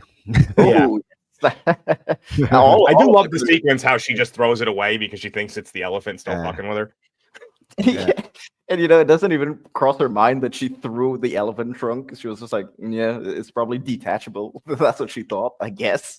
But yeah, I love Indy's reaction to it where he just steps back because he has a huge fear of snakes. He hates snakes. Oh man. It's just showing one thing he's afraid of. Yeah, the one thing he's afraid of, snakes. And there we have the finger statues. Here we go. Yeah. This. Ooh, nice and nice and nasty looking, man. Nice and nasty looking. He was my inspiration to pursue a martial arts career. Talking about Ki Hee Kwan. Yeah, man. Right. Awesome. And Bangkok Palace, finally. So yes. Nice matchup. Yeah, it looks really good. And even the palace set, it's weird because you don't see a ton of the palace. You just see, I think, 3 rooms. You have the hallway, the banquet place, and then the bedrooms. That's pretty much it.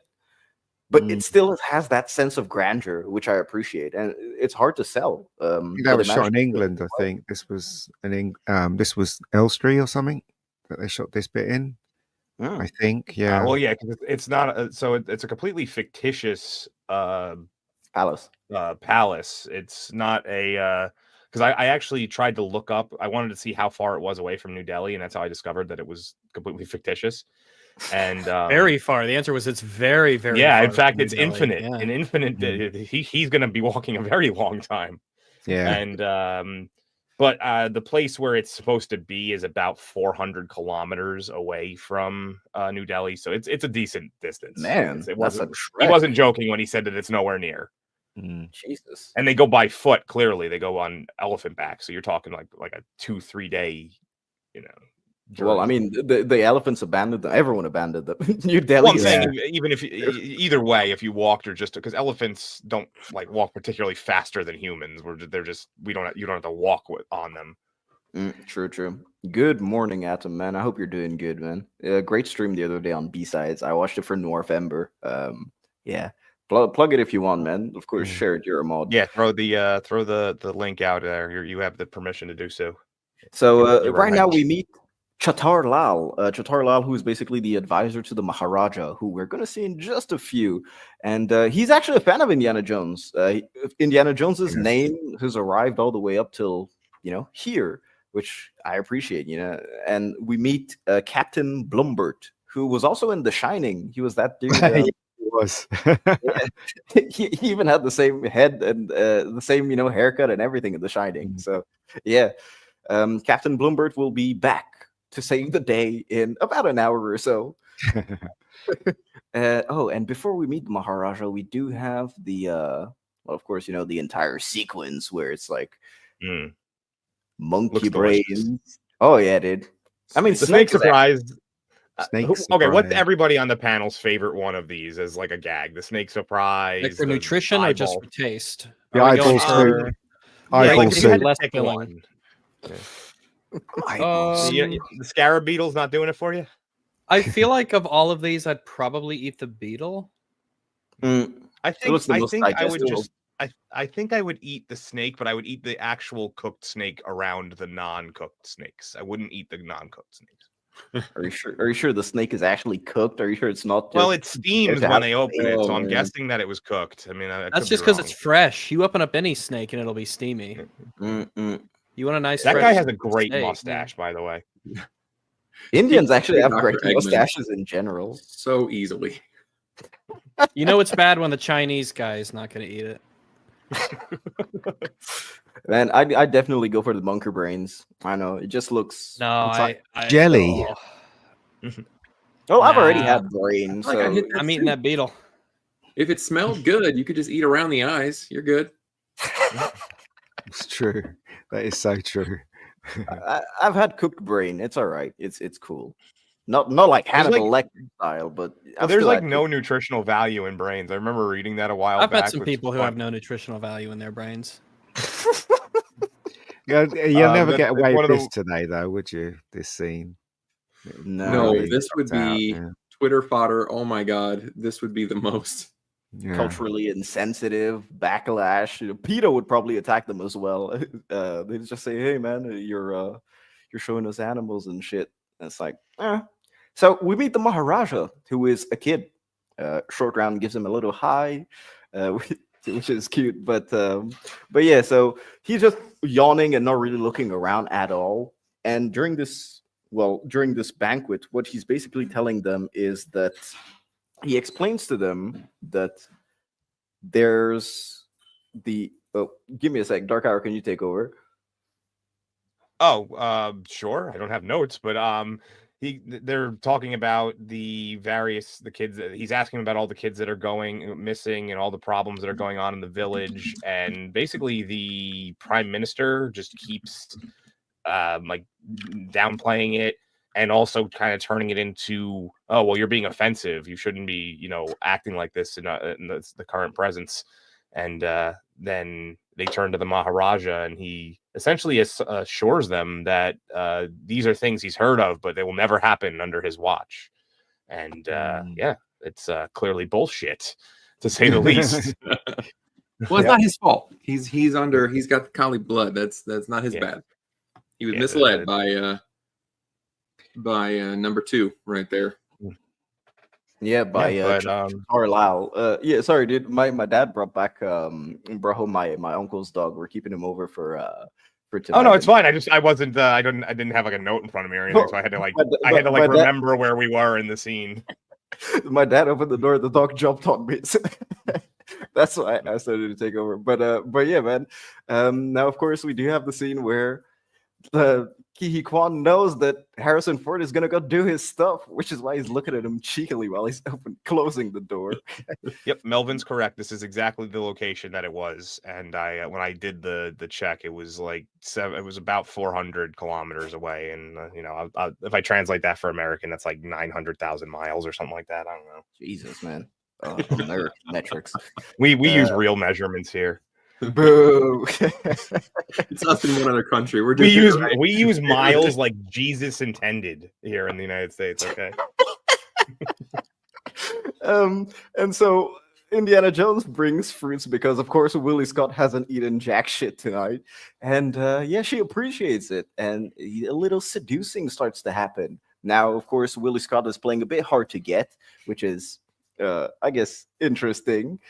But yeah, so they're You're not they're used both to that. gonna. Do they Yeah. just normally throw themselves at you with wanton abandon? They don't even bother trying to put up the resistance or the hesitation, just a waste of time. So they just ravish me. That's what Elsa did with Sean Connery, I guess, and of course Harrison Ford later on. That was a little bit spicy, but yeah. So they're both playing hard to get, and they'll be back in 5 minutes, which they are looking at the time for. And I just love how they're both in different positions. They're just waiting. They both do the same things. They look at each other in the mirror. Well, they look at Doing a themselves in the mirror, countdown. of They're like course. 4.5 Well, minutes. I really 4 like minutes. the dynamic because both of them like want this, but they don't want to be the one to go to the other. They want to have Yeah. the other person come to them because they have that, kind of clashing, slightly antagonistic personalities. But there's that there is that attraction there, and I think that I do think that these characters make for a very fun dynamic that's not like the other movies. Now, as a kid, I didn't know what the hell was going on. What are they talking about? What are they doing here? It's weird. Are they just like what? I was completely confused, and then later, obviously, I learned that it was about what it's about. But I know as a kid, it always kind of confused me. About Well, there's fornication. also a dynamic to it, even because they're both people that are used to being pursued. Like we know from Raiders of the Lost Ark that students and stuff just throw themselves at Indy, and women tend to do it. And she's a performer who's generally sought after, so they're used to being the pursued, not the pursuer. So there's very much a neither of them wants to break that pattern in their life. So that's kind of where we end up here. And Indy gets attacked. Well, I should have used this frame because it kind of looks like he's doing something else. But... That's a great frame. Short Round is very. He's heard about it, but he's never seen it. Listen, they do it different in India. Okay. Yeah, they like to use whips and they like to choke themselves out with fans. Look, there's a reason. There's a lot of Indians. All right. Please Don't make question sure the you don't methods. erase this frame. Keep this. I'm going to use this in something. This is fucking hilarious. It's good how he came out from those. He was pretending to be part of the painting, wasn't he? He was. The attacker, yeah. I didn't even realize. Even when I was going frame by frame, it was actually hard for me to see him until he popped out. So that was really, really well done. And of course, he's going and touching the boobs, and I love also when a he great enters frame, by the way. Well, I say, but before I skip over it, it is legitimately a humorous scene when he beats the guy in his room, and then you kind of have he's hanging from the ceiling fan, and it's kind of grim. And then he gets really worried, so he rushes to Willie's room, and Willie's like, "Oh, so you did come in after all," and he completely ignores her and is looking for like the assassin that might be hiding in the room, and she doesn't know what he's doing. The funniest part, like the funniest part is when he enters the room. You can tell that he's so determined, and Willie's like, "Be gentle, be gentle, be gentle." Yeah, and then he rushes right towards her, and she's like, "Ah." Yeah, and then he goes and feels up a statue instead, and she's just incredibly confused and upset. Well, she says, "I'm right here," doesn't she? Right here, pointing yeah. to her boobies, yeah. So exactly what she's doing. Yeah, but how did he know that was the thing? Because The he wind. feels the draft. He feels the Oh, draft. Yeah, the of draft flowers. coming from behind him. Another thing I didn't understand as a kid. What is he doing? Is he making the flowers move with his hand? What the fuck's going on? And they're like, "Oh, he feels the draft." Here's one that I still don't have an answer to. How the hell did Short Round get his whip back from the guy's neck because he tells Short Round to go get his stuff. Short Round went up there and untied that dead Indian from the whip, and he got him down. Maybe he had a spare whip in his bag. Who knows? He carries multiple whips, but only one gun. Exactly. Well, guns are heavy. What's interesting is that he says to Short Round with the fingers, he says, "Don't come up here." And in this, he allows Short Round to go in there with him, with all the bugs and the spikes and all that nonsense. So, well, all it that shows how little capability he thinks that she has. Heathen Monk, this is 1935 India, like random palace in the middle of nowhere. I don't think they have like a fan that has a reverse switch on it. So the opening opens on the same design that he had on the little sheet that was given to him from the child slave that had popped up back into the village, and so he takes Short Round and they go into the cave. Why? Why does he take Short Round? This was the weird part, though, is that they were like, "All right, we have guests, and we think they're onto us about this death cult, so let's put them in the room that has the secret entrance to the death cult cavern." All rooms have the secret entrance. All of them do. So every room has an entrance to the secret death lair. That's how they get there. at And there's 8 a for the trick trap room sacrifice. on the way for every one of them too. I guess. Just to remind them that we're a death cult, guys. They're a welcoming death cult, you know. It's kind of like Scientology. They want you to come in. They're like, come on, dude, come on to worship our God. It's gonna be fun. It's gonna be a hooting time. This is a great scene though. Coming up, Oh, all yeah. of this stuff is great. I love this still, dude. This has meme potential, so I like it. They're stepping on fortune cookies. That's what Short Round thinks. Really weird fortune cookies. But then we get all the bugs. Also, a very strange reference because fortune cookies are incredibly American and actually Chinese. He's got a New York hat. He's all about the American culture. Nobody gave a shit making this movie. Now, so I do have the entire scene clipped as best as I can for when they're locked in with Willie coming to save them. So let me play that now.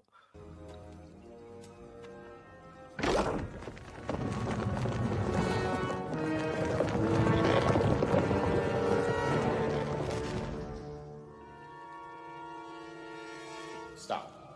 Look, just stand up against the wall, will you?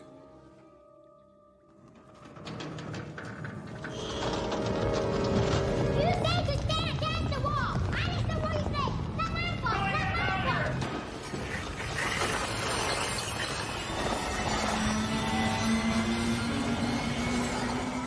What is this? Oh, I broke a nail.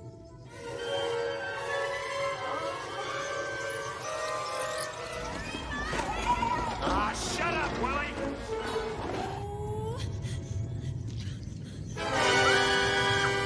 The other one, the other right, your other right. You feel inside. No, it's not! Willie, we are going to die.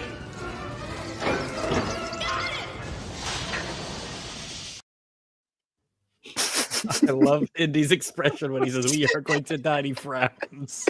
I thought that skeleton was coming to life. Yeah. I always, as a kid, I always thought it was like standing up, and it wasn't until I became an adult that I realized it was being pushed by one of the spikes. Yeah. Also, it's got the iconic moment in it when he grabs his hat before the thing goes down at the end of this scene, doesn't it? Where everybody's copied that. It's So really cool. she actually had to take sedatives to do that scene because those are Right, all they real say, bugs. yeah. Wow. Yeah, they actually did. Yeah, back when they actually had proper insect experts to We need bring bugs for the movie. Yeah, It's bugs. Holy shit, man! Like I mean, some of them are centipedes, which are can be kind of dangerous. So I mean, the stick bugs or whatever, they're not a big Yeah, the little deal. leaf guys. They're leaf fine. They're bugs, cool and chill. But some of them, like I don't like. centipedes can actually bite. And Yeah, they'll shit, bite. so. I got And they family who lives in Albuquerque, and they're like, "Man, you watch out for the centipedes, all right? They're no You joke for centipedes." ever notice about this scene where the spikes are this close to him, and then the next scene it's that close, and then the next scene it's close to him, and the next scene it's like, yeah, okay. So I love how it goes through his hat, and you can just tell, and you can just see short round just going. And especially at the beginning when the door closes, you can tell that Indy had the chance to go away, but then he just thinks for a moment about short round, sees that he can grab him, and he just stays there. It's like, yeah, you can tell he's frustrated. Oh, please, kid. It is a little odd that this death trap has the button on the inside, and you have to step on the one little thing to get the door rolling. It's not a great trap. A lot of things have to happen to actually get it to do the death trapping. True. It is a simple you have little. to be pretty stupid twice. It's a lot of fun.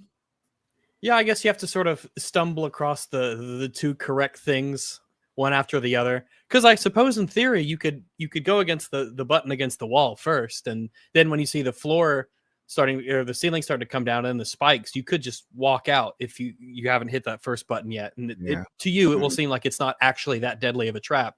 It's more of just like last call at a bar, and they're trying to encourage you to leave. Please get out of the room now. But you know, once again, though. Yeah, Willie Scott, despite all the bugs, despite everything, she still does it. Well, I love it. I think the scene is really entertaining, and even the score is really good. John Williams, man. even though people praise him, I still think he doesn't get enough credit for what he does. Look, it's you phenomenal. don't. The nits must be picked from time to time. No, that scene is ripe for nitpicking because it just comes out of nowhere. Like they were just, we need some tension. We haven't had some deadly tension in a while. There's a secret trap room with multiple the spikes that come down out of the ceiling, and there's a lever in the side, but there's bugs. Like it was just so over the top. Let's create tension. It's also, what are the odds of twice that wall button getting hit by someone's ass? Like, well, Willie's look, it's not a great trap. There's a reason why people haven't died here in a long time.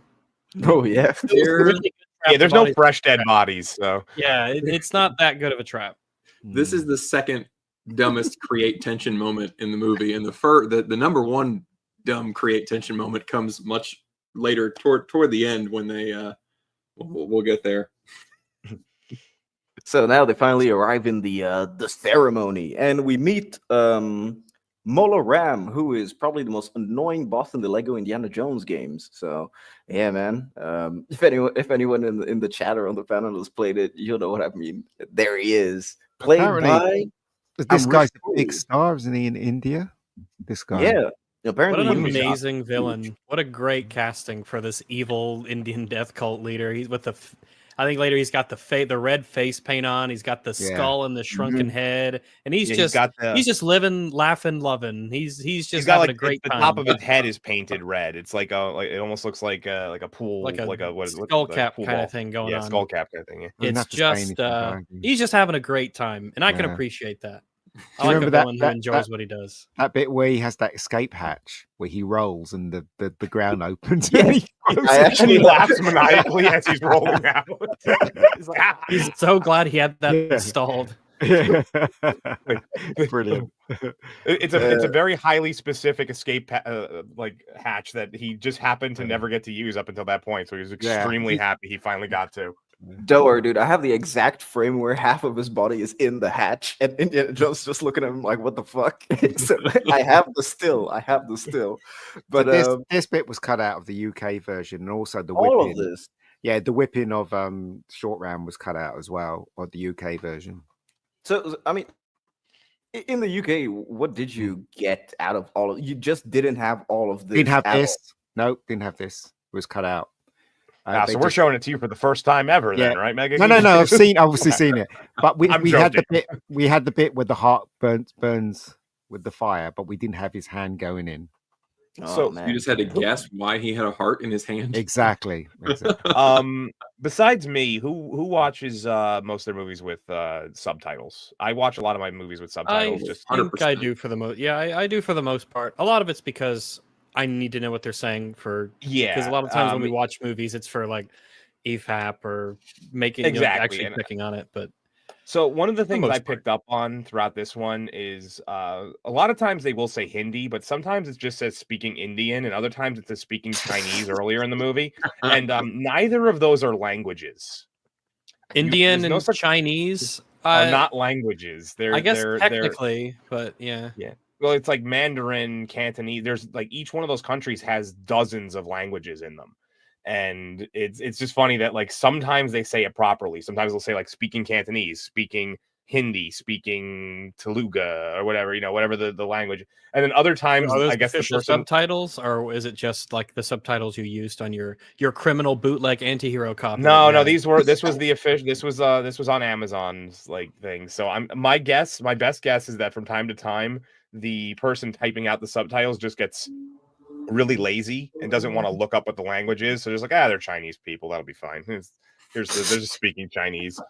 It's just like speaks foreign. That's what they should just put. Speaks foreign is another one you see a lot. Speaks non-English language. Speaking in gibberish. Said something. I'm not really sure. So we have the three stones reunited. 3 out of 5 actually, which will become relevant later. So we have 3 stones reuniting. They're creating some nice little magical glowing effects. And so the ceremony is over, and everyone just dips. By the way, what a great set! What an amazing evil death cult ritual chamber this is. It's the Temple of Doom, mate. It is. It is. This is the Temple of Doom. Temple of Doom. You take one look at this, and you're like, yeah, this is a Doom temple. Yeah, like what else isn't could one of it those realistically nice be used for? Like, what are they? How are they going to repurpose this thing after the movie? Is this going to be in the boiler room? What is this going to be afterwards? I don't know. Erect it afterwards. Sex dungeon. Yeah, like there's not really much you can do with this. It's just ripe for the next death cult to show up and just be like, look at this perfectly. You could rent this out. Anybody that likes The Crow is going to want to stay. Themed wedding. Yeah, it's gonna be great. Is it? When you throw a whip onto like a branch of a tree, does it actually wrap around there? Can you actually swing?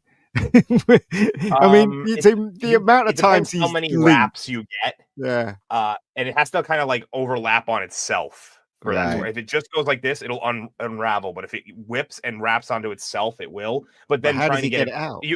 Just going like this and trying to like just shake it in the wrist. Yeah. Right. Andy knows what he's doing. He's whipped a few poles. Right? He's got the technique down and everything. It's the wrist and the flick at the end. He knows how to do it. I couldn't do it. Now, how many people jumped at that head that appeared, but that popped up in the next scene? It fucking scared the shit out of me when I was making the slide. Dude, it scared the shit out of me making the slides. I'm not even gonna lie, because I had this on full volume, so when I record, I can like edit the audio levels for the clips. And I completely forgot that this jump scare existed. So I was just like, okay, cool. Then boom, I said, fuck. So yeah, it got me good. Yeah, it is a very good scene. Yeah, like it. Plus, there are a few jump scares. You know, the first jump scare is when Indy just puts his hand out of in the scene that we saw before, where he grabs Willie Scott's arm. And then there's this one too, and then there's one later on. It's nice and scary, especially when you're watching it as a child. It's enjoyable. It's thrilling. They also had people behind as well, so when they turn, there was all these people that grabbed them. They're very quiet, by the way, because you don't hear them speak up at all. There's 7 or 8 dudes, just no footsteps heard whatsoever. They're good at what they do. All right, look at them. These guys mean business. Yeah, people don't dress like this on accident. They practice that. They practice the knife draw. Oh, they choreographed that. Yeah, absolutely. There was something had hidden signals. So they finally get caught and locked up, and while they get locked up, what happens is that the slave child explains to Indy that they have the ceremony, what they call the black sleep of the Kalima. Is that it, right? That's the black sleep of the Kalima. Yeah, Kalima. That's where basically you like drink the blood of the Kali or whatever. Then you become a zombie, basically. Yeah, it like leaks over your brain. I like the way they describe it. It's like it's scary when they describe it, and even to see it after on Indiana Jones, it's even just and to see it through the eyes of Short Round, especially, I think that's what really sells it to me, because you can just tell that Short Round is completely betrayed, and he's doing everything that he can to bring the Indiana Jones that he knows and loves back. It just makes the subsequent scenes much more poignant for me. Yeah, again, right. I think some of this was cut out the UK version. Really? Yeah, because it was. It was weird, right? Because we didn't know about the heart thing or anything until because in those days we didn't have internet or anything like that. And I think I read it in a magazine called Starburst that they cut it out, and then I think years later they released it again on DVD, and they had the heart scene in there. So it was like 2012 or something like that, I think, right? It was quite a while after. Man. So Molo Ram is basically just explaining to Indy that they have the child slaves digging for the final 2 stones that are somewhere under the palace, and because they want to make this set of 5, and that it would give the Thuggee cult a ton of power. Basically, that's what they want. And when we're going through this movie, this is a weird parentheses, but when we're going through this movie, I now realize that Scooby-Doo Monster Island, the live-action one, took a ton from Temple of Doom. Of course they did. It took I said one thing that I was noticing as I was going along. There was a lot of things that Resident Evil 4 took from this movie. Yeah, the minecart sequence, the minecart, the fact that there's the cult that is a higher religion trying to there's a lot of little detail, and I was to be clear, the cults aren't really anything that close, other than they're evil and they're culty. Yeah. And Well, I really mean, I was keen on this thinking whole more death thing. like the Blood of Kali kind of operates in a similar like mind control style as the plot. I guess kind of. It does. Mm-hmm. It's a little bit easier to break free give from you it, an though. injection. Yeah. Is this another callback to James Bond where he is petting this helmet like what's his name was petting the white cat? Like, is this my little head? You mean Blofeld? His name is yesterday, Paul. he's talking while he's just stroking his hat. Like, why are you doing that, sir? He's proud of his little head. It's a great helmet. An Indian Blofeld. That's what it is. Well, that was actually his pet, whatever the hell animal is on top of that. He just is really attached to it because of that. Yeah. Dude, it's a really cool hat. If I could actually buy the original sure one you they can. used or a replica. Oh, the original. I think dude, he's got scary. It's got a scary voice, doesn't he? Even when he's talking normally to Indiana Jones, there, it's got He has a very like low kind of yeah. I Yeah. heard that he was making 4 other films as well because he's a big Jesus. star in India. So yeah. Yeah, it's true that the Indian actors have a huge output. They can probably make Bollywood can have the same year. person in like 9 movies at a time. And this is Roach, isn't it? What's his name? The stunt guy. What's his name? Pat Roach, isn't that Pat Roach? on the right, right? Yeah, the I think it's muscular dude. him. Mhm. I'm not sure. Yeah, I think it was him. It's him in the Oh yeah, was it definitely. I Raid? typed in Yeah, Pat it's Roach, Raid. and that's that good. That's him, 100%. All Yeah. right. Because Mhm. Pat Roach played the bald head guy in Raiders Yeah, of the Lost in Ark, didn't Raiders. he? Yeah, that was it. He just gets into fist fight. He has a very weird typecast of getting into fist fights and Fist fights, dying yeah. by weird, fatalities that happen on the set. Well, Yeah, in, man. in England, he's a wrestler. He started off being a wrestler, and then in TV and stuff. Yeah. So he was fatality. he was the actual proper one of the first wrestlers turned actors. Yeah, he was. Yeah, he was in England. Yeah, and also he was in Never Say Never Again. Fought Sean Connery in the gym room. He was also in Raiders of the Lost Ark twice. He got shot in the head in the bar scene, and then he fought him near the plane. Yeah, and the plane he got ripped up by the propeller. Yeah, by the propeller. Yeah. Did he have the exact? What did he play in? Let's see. I want to see who he played in. In Last Crusade. Yeah, Last Crusade. Oh, he's just a Probably- random Gestapo No, guy. his scene got cut out. So the scene when Indiana Jones was escaping on the plane, he has a fight with him, but they took it out of the film because of time.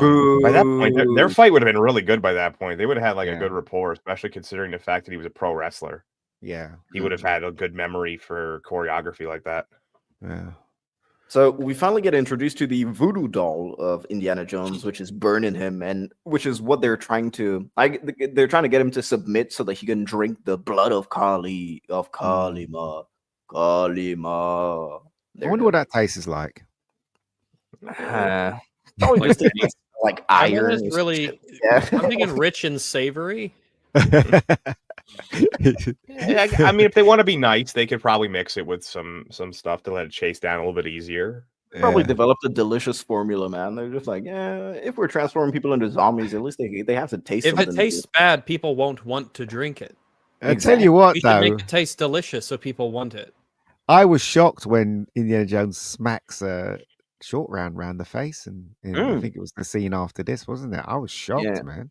Yeah. It's after he gets it's when Short Round comes to liberate to rescue him as he's dropping Willie Scott down into the lava pit. It's in just a few. So this is while he undergoes his transformation, and now he's finally into the black sleep of the Kalima,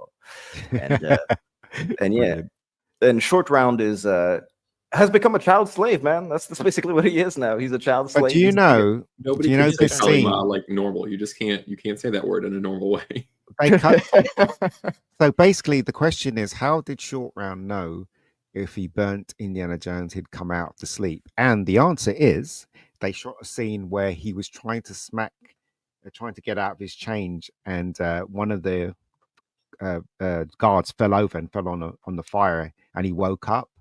And then the other guards grabs him and they take him away. So that's how Short Round knew to burn Indiana Jones with the torch, but it was cut out of the film because of time. So I didn't even know that. Yeah. There you go. I mean, I guess if you're gonna cut out a scene like that, it's not that because it was a guess at that point. He was like, oh, maybe this will work. It looked like desperate. Yeah. There he is, man. Fit Ford. Like, dude, this is an achievable physique, man. This is what I like about movies from the 80s. Our action heroes were actual achievable physiques. Now you look at Thor, Chris Hemsworth. It's like, Jesus Christ, man. I had a similar build when I was 185 when I competed at the 185 to 189 area. Like I had a similar build to that, so it's very achievable because I didn't have the greatest of diets and stuff. So as long as you're working out pretty well, you could get into this kind of shape. And plus, I'm always in the push-up position, so. You're in the push-up position right now, dude. That's how your life. I'm at the cherry, so I pop up on the chair. Yeah, when I competed at when I competed at the 170 division, I was a lot skinnier than that. I looked a little bit more like some of the guys that he's liberating toward the end of the movie. But it's all part of the film, isn't it? Because in the 40s they used to have they basically. He's not going to look flabby. He went to the gym, man. He did his thing, and he looks fantastic. So there you go. Boosh, notice how Amelia stopped typing. Pour me a liquid down the head. We'll just leave this slide up for a little while for Amelia. Yeah. Well, listen. Let me get to him. Kalima just killed a man. Poured some liquid down his head. Now he's gonna kill you dead. Ooh, Kalima. That's my. Hey, that should have been a super chat. The singing is supposed to be super chat. And so right now they're about to lower in Willie Scott into the beautiful looking lava pit, man. It's so mesmerizing. It's gorgeous. It really ties the room together. Yeah. She gets really insanely close to it too, to the point where she'd die anyway. That's what I always found funny. There it is. But it's the other guy was on fire by the time he got to where she was. Yes. Well, she runs naturally hot, so she has a higher threshold. I think if they dunked her in that lava, it would start to cool. Has anybody ever seen her daughter in anything? By the way, Jessica Capshaw. She looks like almost identical to her. It's insane. Oh, does she? Wow. Oh, really? Yeah, she's very, very similar looking. How old is she? Is she she'd probably be in her 40s now. Do I have a tan Stark hour? No. I mean, she might be a younger cat, but I mean, I'll go take a look. She's got to be. I would assume she's probably around 42 right around now. But she's 48. If you look at her when she was younger and Kate Capshaw when she was young, they're very. They could be sisters. They're not. It's interesting. How old's Kate Capshaw now? Anyway, does anybody know? She's got to be probably in the 60s or 70s. Yeah, she's got to be pushing 70. I'll look both of them right now. All right. I was Googling her too. Whoops. Yeah, me too. I better focus. Kate Capshaw is 71. Wow. That's great. She's still alive. Jessica Capshaw is 48. So I undershot it by a little bit for her. I said she was 42, 43.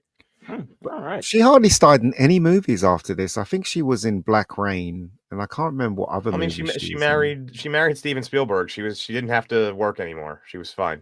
Well, when you're an actor, you want to be acting, don't you? Yeah, Sorry. we look at some people just want to do a couple and they're done. Some people it's not for them. Yeah, I guess. Mila Jovovich should have taken an example, man. Instead of being in every Paul W.S. Anderson movie. Jesus. That's like a scamming couple. It's like, yeah, I'm directing, so she has to be the main character. Fuck it. Well, you got some super well-known actors like Bernard Hill, who played Theoden. He wasn't in much at all, but he did insanely good. And the few things he did, and I guess he just did other stuff. He just, who knows? Yeah. Some people, it's just not a career for him. They Stop just show up, nail it, and off they go. I love Mila, man. I think she's an okay actress when she needs to be. Yeah, but she's hot though. So Who? Mila Jovovich? Yeah, man. What is she good in? No, I'm not saying she's good. I'm just saying she's hot. Honestly, I ever thought she was good. It was Fifth Element. Other than that, she just kind of plays the same character over and over again. Pretty much. She's hey, I can run up a wall and kick shit in every movie. So Kate Capshaw spits on Harrison Ford, and he's digging it, man. He really likes it, but he still lowers her into the pit while Short Round escapes. And now I do unlocked. Yeah, I do have the clip of Short Round coming back and saving Indy. So let me play that. Wake up, Dr. Jones! Wake up!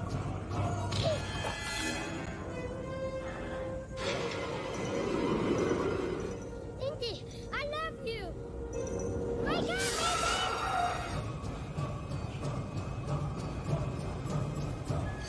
Wait! Wait! I'm all right, kid.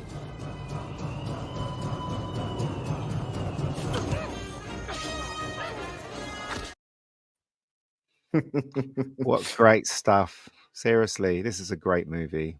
Let's face it. I love the face he makes when he backhands. Yeah. He's so happy. Yeah.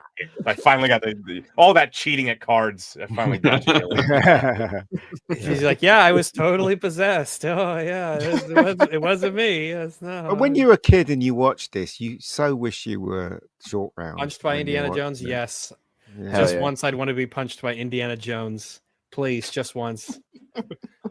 Thank you, sir. May I have another? And so, yeah, man, Beefcake Ford over here is just fighting off all the enemies and saving Kate Capshaw. So, yeah, this is the slide, man. This is the slide. Look at him halfway down in his trap right there on the bottom. My favorite thing about him saving Willie, by the way, is how he keeps getting going down. Yeah. Well, yeah, it keeps getting taken back, and then she goes back down. And I love the back and forth. She's like, "Oh, I'm being saved. I'm dying again. I'm being saved again. I'm gonna die." And it's a great. The guy gets crushed, doesn't he? He gets crushed by one of the spindles. Well, yeah, but that stops it, doesn't it? A scene later, like when he starts pulling up, you could see him roll away. It's not like it kills him. But... Yeah. But you never see him again. No, you don't. Yeah, he's done. He's like, I'm out, guys. That hurt a lot. I'm calling it there. That was he ended up in Candy early today. You ever take a body shot so hard you're just like, well, that was done. That's it for my one for the day. I know Dark Hour has. I'm sure you've taken a few. You're like, well, that's the match right there. Yeah, I'll tell you. Do you reckon they had a Carly Lee thug that created that trap door for him? Like he's like Q or something like that. Now pay attention. This is a trap door. Do you reckon?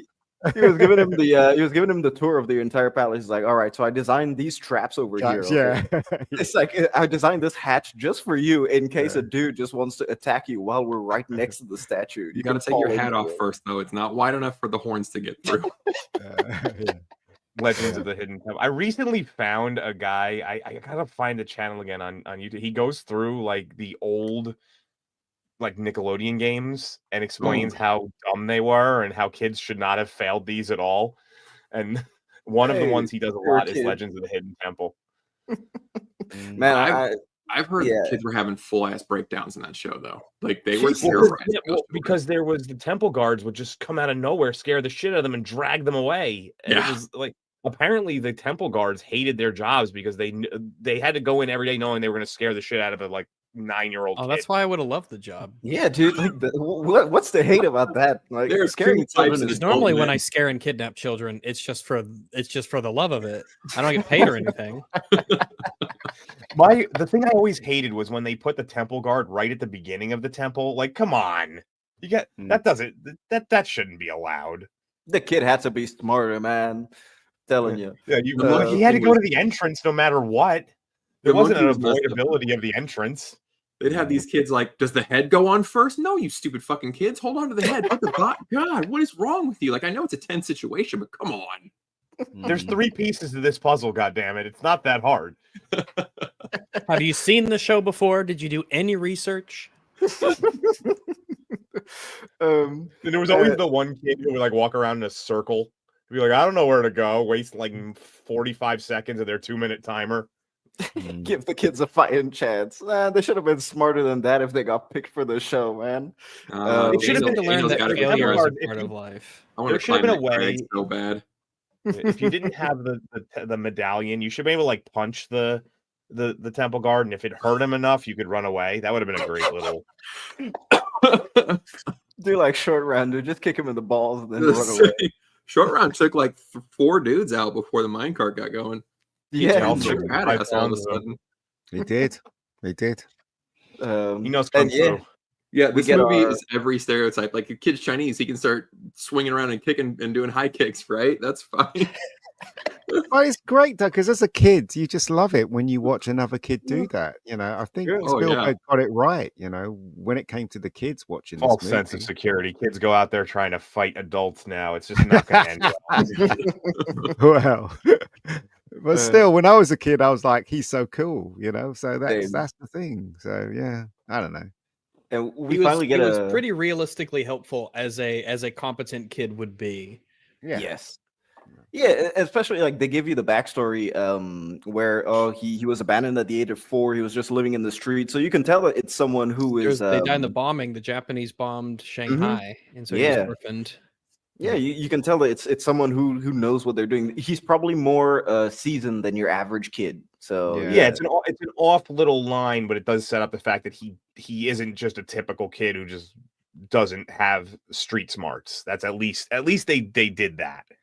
It's a little weird that he's able to take down these full-grown adults, but whatever. It's a movie. It's a hyper movie. That's what it is. Yeah, and after, of course, he comes out of the black sleeve of the Kalima. Now he has the hero shot, and man, I just like a hero shot decked up in all the indie clothes.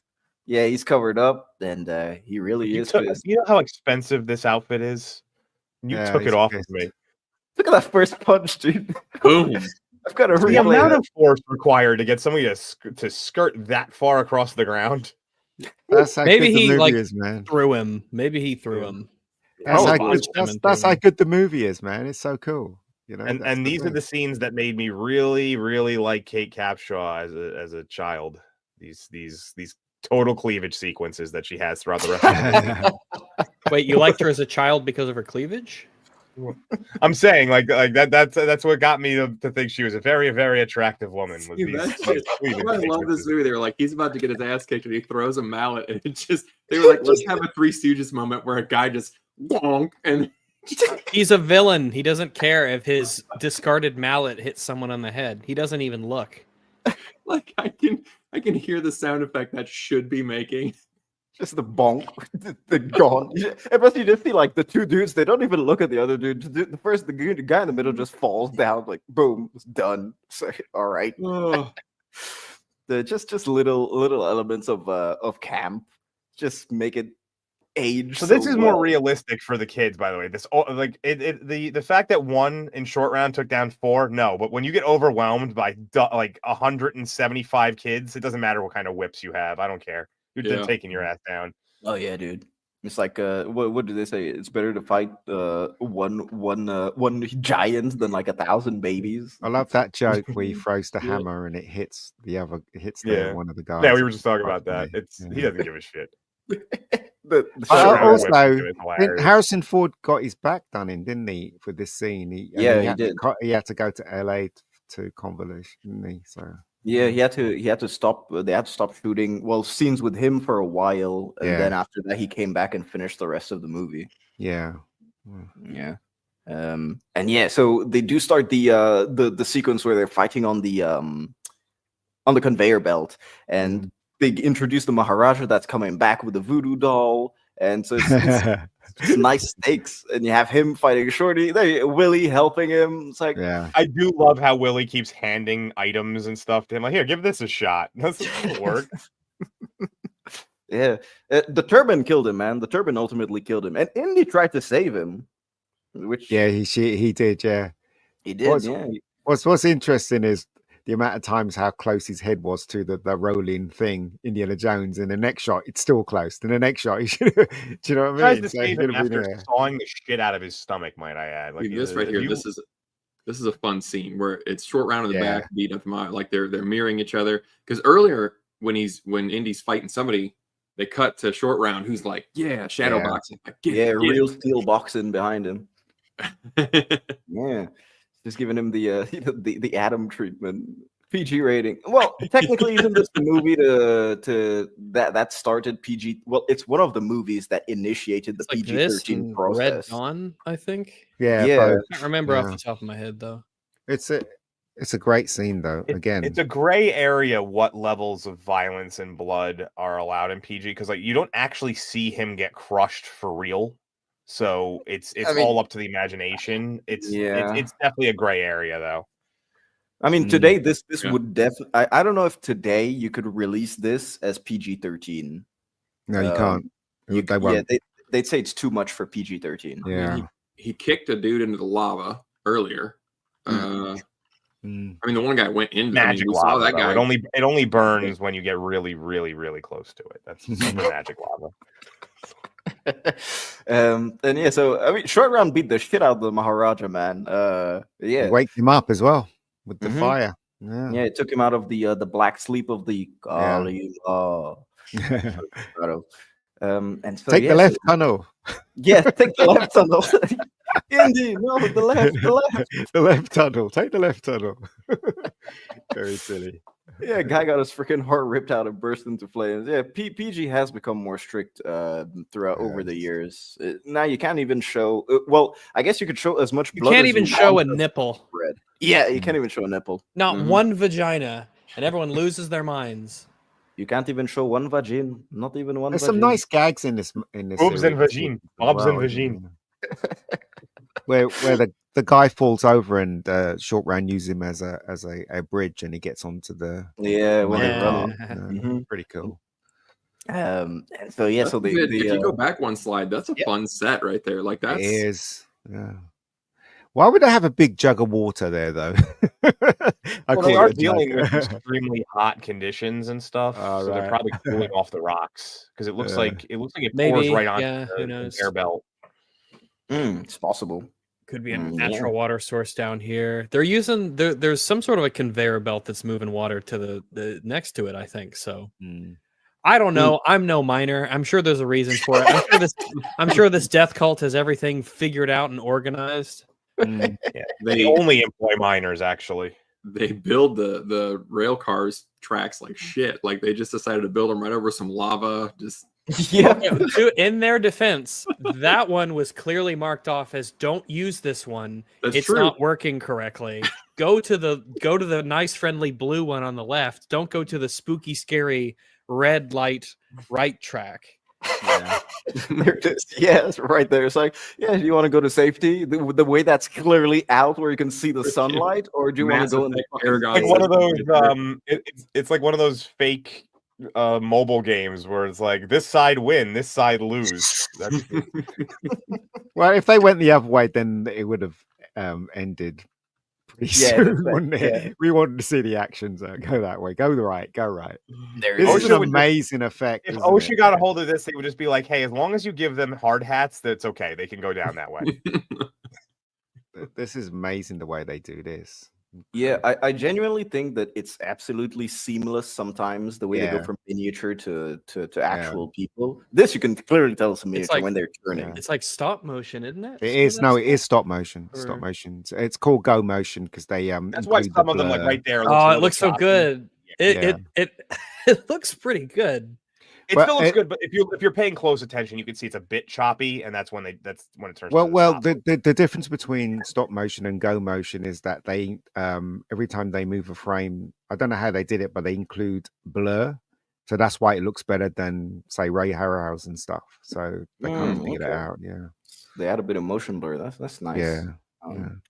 And I just took the shot because we like muzzle flashes and we like sparks style on the show. It was a different time. Yeah, but I just imagine what filmmaking today would be if we relied on. No, I mean, like, imagine if we had the mix of modern day CG, still having the technique of olden, stop motion and miniatures mixed with all the practical elements that they put inside. Filmmaking today would have been absolutely crazy on $200 million budget. Ground in the middle where we've crossed over it. Now it's too much CG. I Yes. think a blend of the two is really ideal. Yeah. Well, the issue is that they think CG, like that's why everything's costing so much, because they just sort of, they don't plan as much, because they just think, oh well, we'll just CG whatever the hell we want and we can just recreate anything. And so they reshoot and refilm and rejigger all these scenes, and that's what ends up making these movies cost the budgets balloon, because they just turn it over to the FX department. Like, here, just fix everything that we didn't do or plan for correctly or right. You know, we'll just ADR everything in. You can make the effects make their mouth move, right? And so yeah, these effects departments are massive, and that's where all the cost is going, because it's just there's no organization left. Yeah, there's some things that you. Oh, go ahead, Rags. I'm sorry. When we were watching, if you remember, Echo, the Disney show, when we were watching that, you watched that. I noticed that there was a scene where her prosthetic foot got busted up, and they didn't have a prop that was a busted up prosthetic foot, so they CGI'd the prosthetic foot with its damage on it, and they had a guy holding it in his hand because he was going to repair it, but he was holding a CGI prosthetic leg, and one wonders what does that cost? You couldn't just buy some hand-me-down or old one that no one could use anymore, because a lot of that stuff is custom made, and just fuck it up for your big Disney show. But no, they just pass it to the guys in the CGI dungeon, and it takes God knows how many hours, and they don't give them enough time, because when we look at stuff like, well, the Balrog from Lord of the Rings still holds up really well. Yeah. You look at, Avatar looks insanely good. Oh yeah, but a lot of this stuff is super rushed, and it's done very oddly, and they're not given the time and the budgets to make it good. But you do appreciate, and in fact, The Last Crusade is typically my go-to example of we've lost something, when you have Indiana Jones jumping across the floor and all the little pebbles or scraping underneath his clothes as he slides across the floor to grab a rope or grab someone before they fall.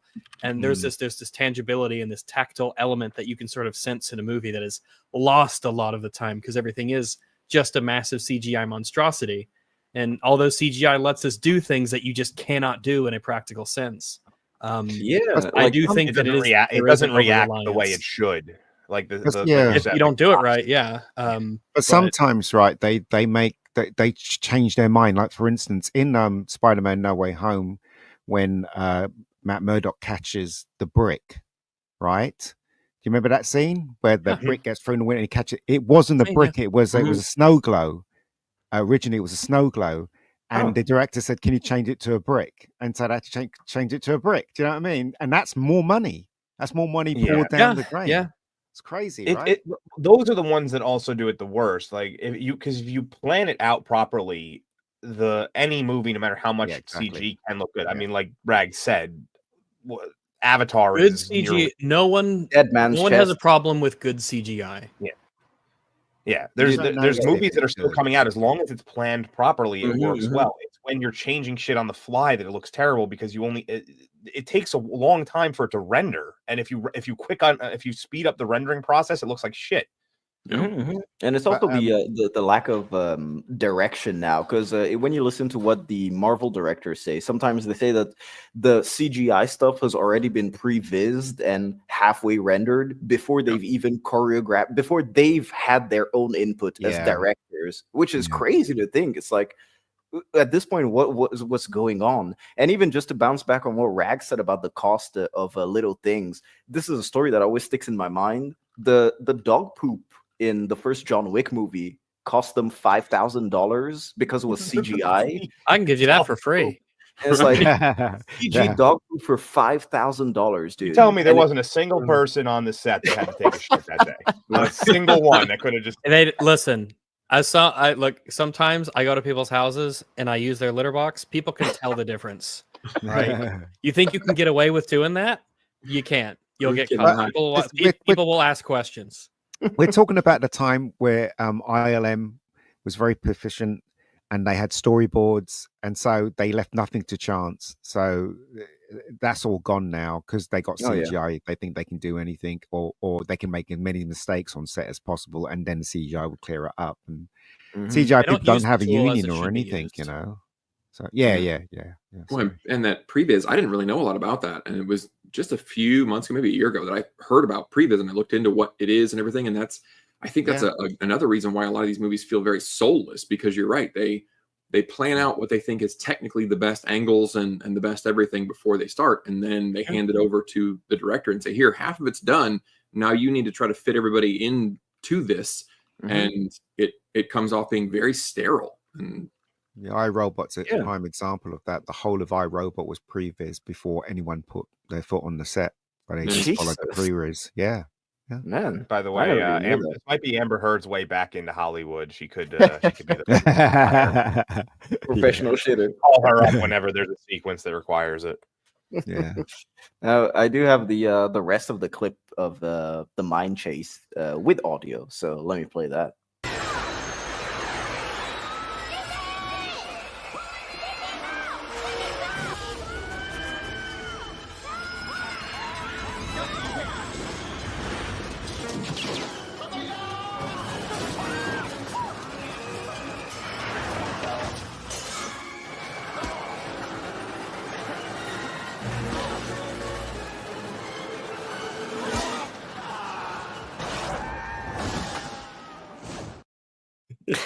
The Wilhelm guy in the background. The guy who jumps from one unstable high-speed minecart to another unstable high-speed minecart. Give that guy a raise. That's a guy who's really passionate about his death cult. But that sequence where just after that is the sequence where they jump from one track to another, isn't it? And that was hilarious. Yeah, I thought it was absolutely that was so funny. Kate Capshaw actually got a black eye in this sequence. Oh wow! Yeah, there's a story about it where when she showed up the next day, everybody had taken like eye makeup and done all the cast and all the crew members had all put on fake black eyes. Water. That bit. Also, dude, what an ad for leather shoes, man. You can stuff a minecart with it. Sure, fuck it. We can do it all. But it's one gag after the next, isn't it? Gag 1, gag 2, gag 3, gag 100. Do you know what I mean? It's just relentless, isn't it? So cool. Yeah. And of course, we're having fun on this dedeadly minecart adventure. Yeah, there it is. Yeah, this is so like, hey, why don't we do So this is after the huge, clearly normal sized bucket that was superimposed into the set tips over, and the water starts spilling into the miniature set, and they have to run and escape. I just like this frame because of Ki-hee Kwan's face, man. And then this is where I was talking to you guys about. So I have like 3 different stills here just to show you the levels. So this shot I think is really good, holds up, no problem, no issues whatsoever. Could have been there just to show you the sense of scale, of course, where they are. This is also good because it's the practical sets that they used where everything was breaking down. And then you just have Frog Indiana Jones. Yeah. They try to paint his shadow on and everything. It looks bad. It looks real bad. I was watching it yesterday and I thought, oh God, that looks awful. His hands are legitimately going into the rock. If you look, his fingers are coming out the one side. If you, I know we can't really zoom in on it. Yeah, he didn't want to fall off. You got to really jam them in there. Also, the rock is a different color to the matte shot. Before. So it's really weird. But you know what? Came along. He didn't spoil my enjoyment at all.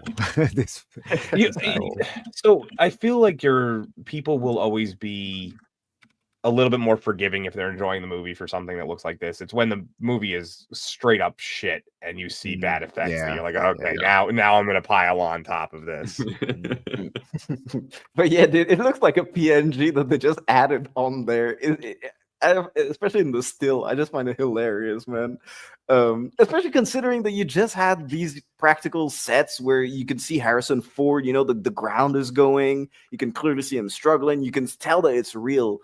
And then you had this before that would sell you the sense of scale. I don't really see the point of having this weird shot of him climbing. They could have just, insinuated it. It's like, it would have been good. Yeah, it's it is what it is because the effects were up and down in this film. But again, it didn't spoil my enjoyment at all. Not at all. Yeah. This is the gun scene that we were talking about. Oh, yeah. Loved referencing Raiders. You just tell that he doesn't have anything. You just like, all right, cool, and then he runs away. Kate Capshaw screaming. That once sums again. up the entirety of her character in this movie. Hear Right this there. picture. I don't agree. I'm joking. Fan of Willie Scott. Though she herself did not said that she felt like the character screamed too much and came off as kind of like a ditzy blonde. Yeah, but they all say that though. Every actress, like even Kirsten Dunst said, "Oh, in Spider-Man, I scream so much." That's your character. That's what you do. It's your That's job. what you Just signed do it. up Shut for. up. Yeah. You got paid a lot of money to you scream. got paid. Yeah, exactly. Why are They you kept complaining? with it later on when they got Shia LaBeouf to go. "Ah!" He does all the time. And yeah, so the bridge, man, as I was saying before, they actually built this bridge. They had proper engineers and everything. You can watch the behind the scenes. They were really, really serious, and you can tell it just sells it so much.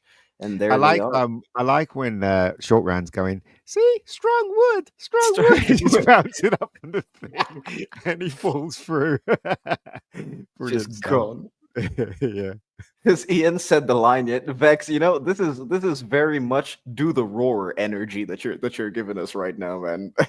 Actually, okay, how about this? I have an idea since Ian hasn't said the thing. Scroll back a few frames to that really shitty PNG. You want me to say CGI that?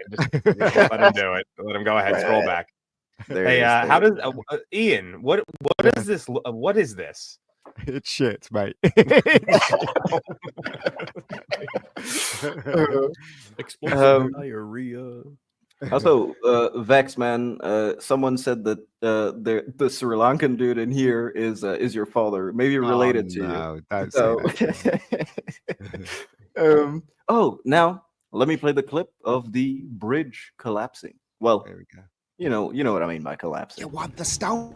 Oh, shit. Get moving. Shorty. Chao Chi. Lapsu Sansa. Hello, lady, we're going for a ride.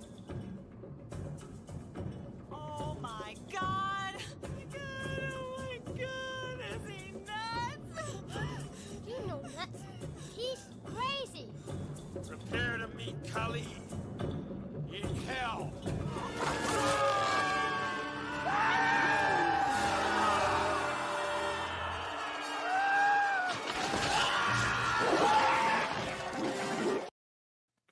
There's just dolls that are being thrown at the rock. You would have been splat if Love that it. happened, wouldn't you? Up against the rocks. For that, Mm. you would Oh have yeah, been there's splat. Yeah. that water probably has all sorts of jagged ass rocks underneath it. And Pride's got bacteria in there.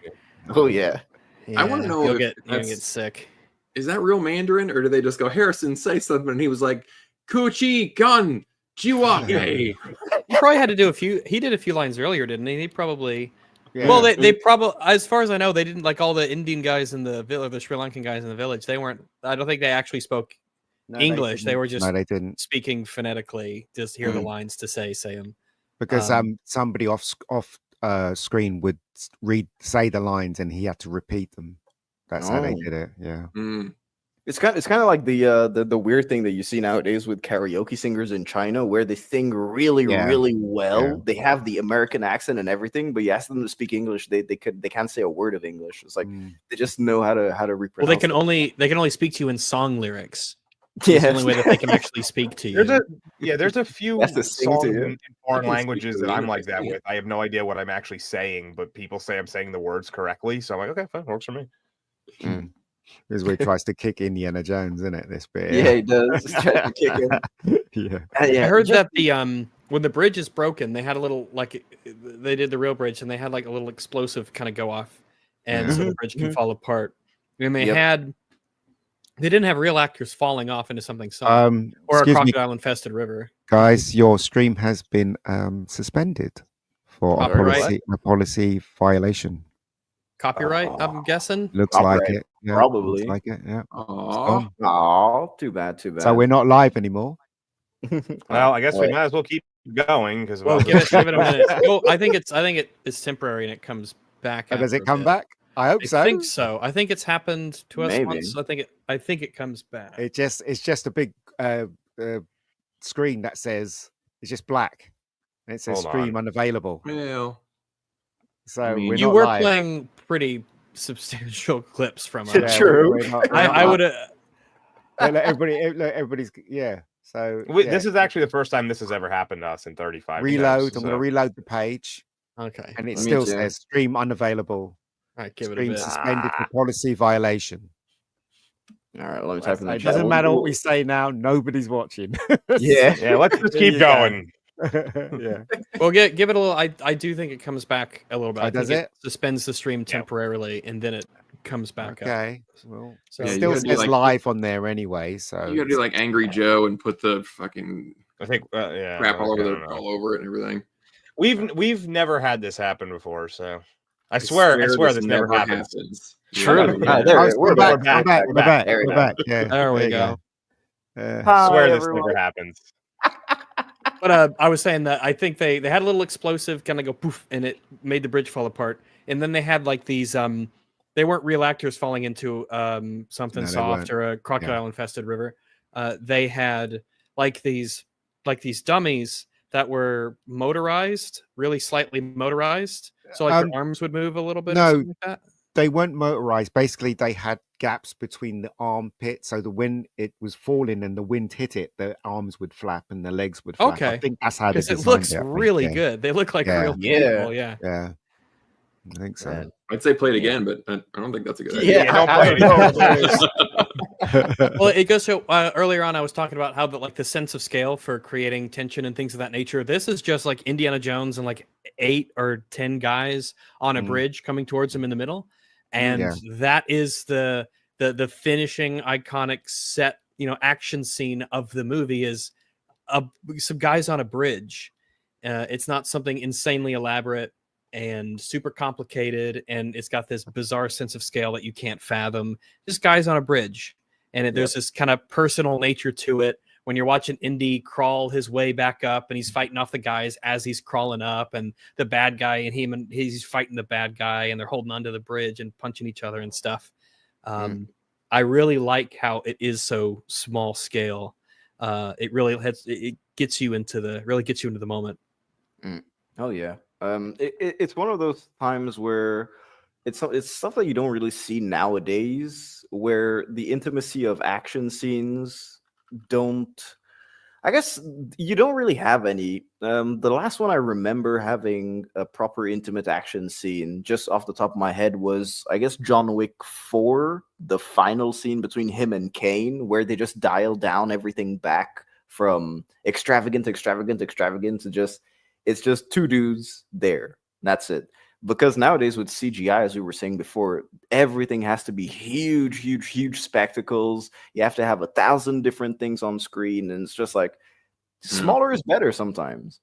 Well, and then sometimes it gets out of hand. Like I recently heard the story about whichever of the sequel trilogies it was, where they're doing the throne room fight, and they had to CGI one of the weapons out of somebody's hand because it looked like, why didn't they just stab? Oh, that was Last Jedi. Yeah. Oh man, yeah. And it's just there's no planning, and there was like, oh yeah, we'll just erase that later. And I saw the clip of it, like he has it in his hand, and then it goes behind her, and then his hand comes up and it's gone. And they're like, yeah, it looked pretty dumb that he could have just killed her and didn't. So true. Now we also have some of the worst archers known to man, because these motherfuckers can't aim for shit. This is like the stormtrooper archers. This is my number one manufactured tension moment of the entire thing. This is incredible. It's difficult to shoot that far with a bow. They probably don't practice that much. True. I mean, they mostly live underground. They hit a foot away from all around him. Like this is Pulp Fiction levels of the bullets go all around. Yeah, it's true. Yeah, because I mean the distance, yeah. But they do hit just. Look, he's got the magic around. stones in his pocket. The magic stones are protecting him from the arrows. They're diverting the arrows. It's magic. It's all the magic. The magic stones. I can dig so many that. arrows that just slap against the rocks next to him. Yeah, and they're on this angle. They're not even forward. They're landing. It's like two guys had a handful and they just shot threw it at him. Yeah. And so now Molo Ram is fighting with Indy, and Indy is reciting, I guess, is he reciting what Mola Ram said during the ceremony to ignite the stones? I think so. I'm not. He's saying too something sure. about. He keeps saying you betrayed Shiva. So I don't know exactly how the Indian gods work, but I know that at certain points there's like the official one of the religion at certain points of the time, and I think Kali is. I'm guessing that Kali is not really one that is used very often by anybody outside of these death cults, and this is supposed to represent like the real like Shiva igniting them because she or he is angry. That's kind of how I always perceived it. Yeah, Shiva is one of the highest gods in their pantheon. I don't know exactly. Theirs is a little bit different because it changes which one is currently the most powerful, like at the time of year and stuff. See, if anybody in the chat knows exactly how it works, please tell me because I don't. I didn't even know that was a real religious thing. Shiva is just a badass summon, always ice power. Yeah. It's like awesome. Really, probably one of the best ones in Final Fantasy X because she can make them all pause temporarily, which is great. Really good. But I like a carbuncle. I had no idea like Rama was real and Shiva was real and all this. And I was like, oh, those were names I knew from Final Fantasy when I was a kid. But all right, that's cool. Alex, anything you say is I'll just assume is right because I don't know about the Indian pantheon. I know much more about Norse and Greek than I don't know about the Indian pantheon. Yeah, don't say it as a question. Just say it with confidence. People will believe it. We'll believe you. We'll believe you. Kali was Jesus's high school gym teacher, and so there's a bit of a rivalry going on there after the state championship with the Romans and. So Mola Ram dies, and he gets some weird ass CG death for some reason. Doesn't look great. He's falling. It doesn't look great. Yeah, it kind of looks all right.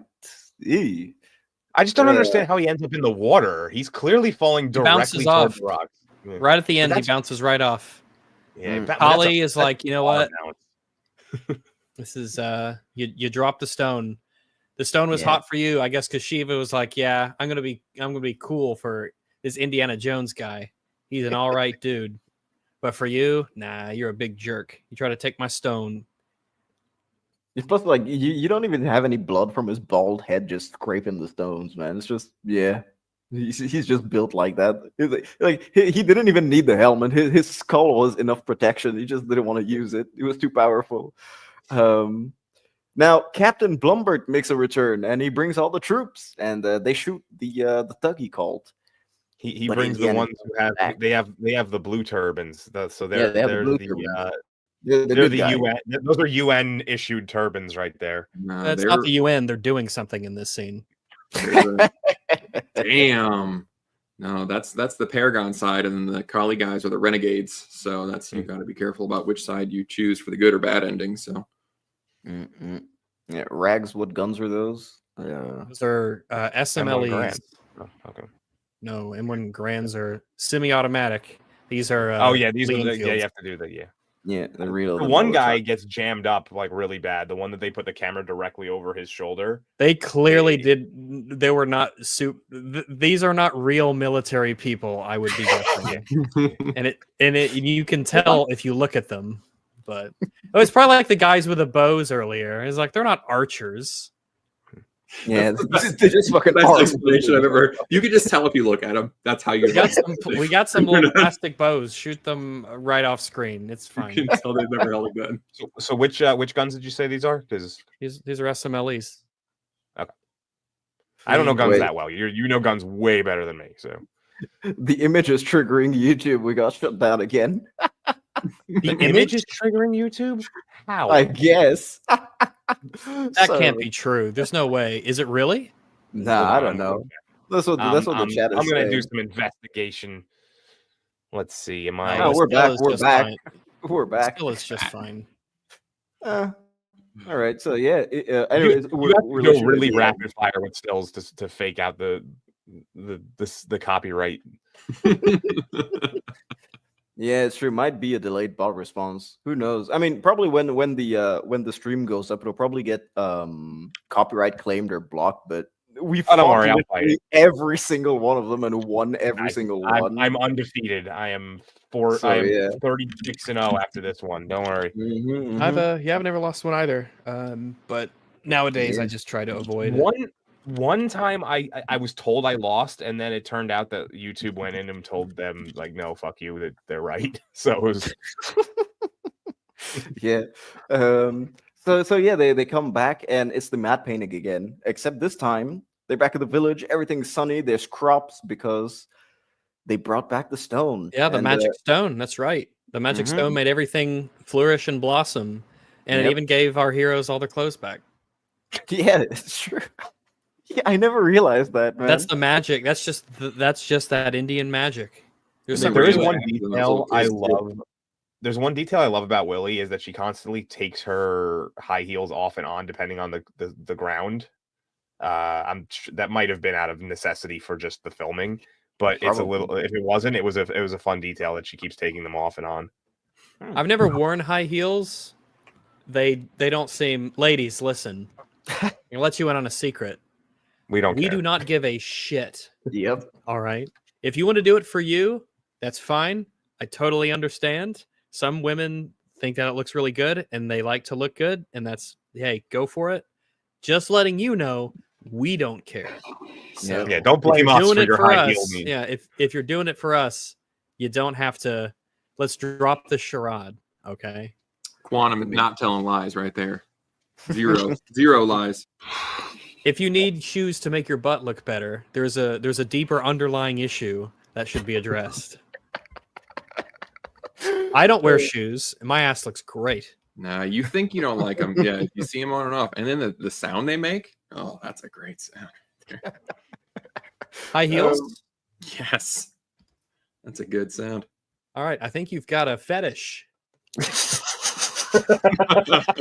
I mean, several. Yeah, it's the sound. It's the sound of the high heels. It's the noise. The fucking sound of them. It's a good sound. Whenever you hear them on the linoleum, on the tile, you know, shit's bow tile. Whenever linoleum actually would probably absorb some of the sound. Oh, I know. That's what gives it that nice soft thud. It's not too sharp. It's. Oh, there you go. White savior trope. Hey, man.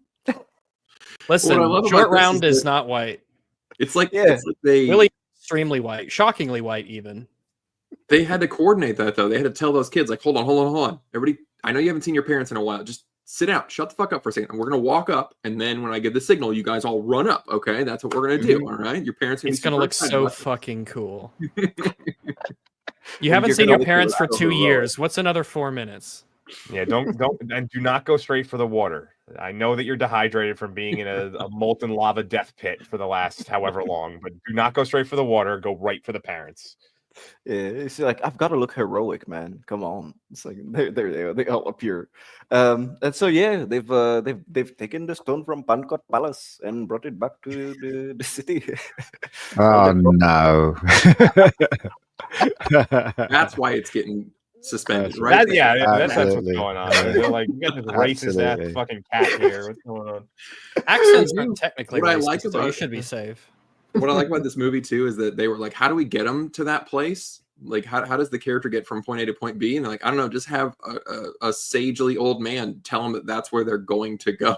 Like, it would have been better if he just had a script in his hand and said, you need to go to Pankot Palace. It's right here. So that's where you kind of freaking go.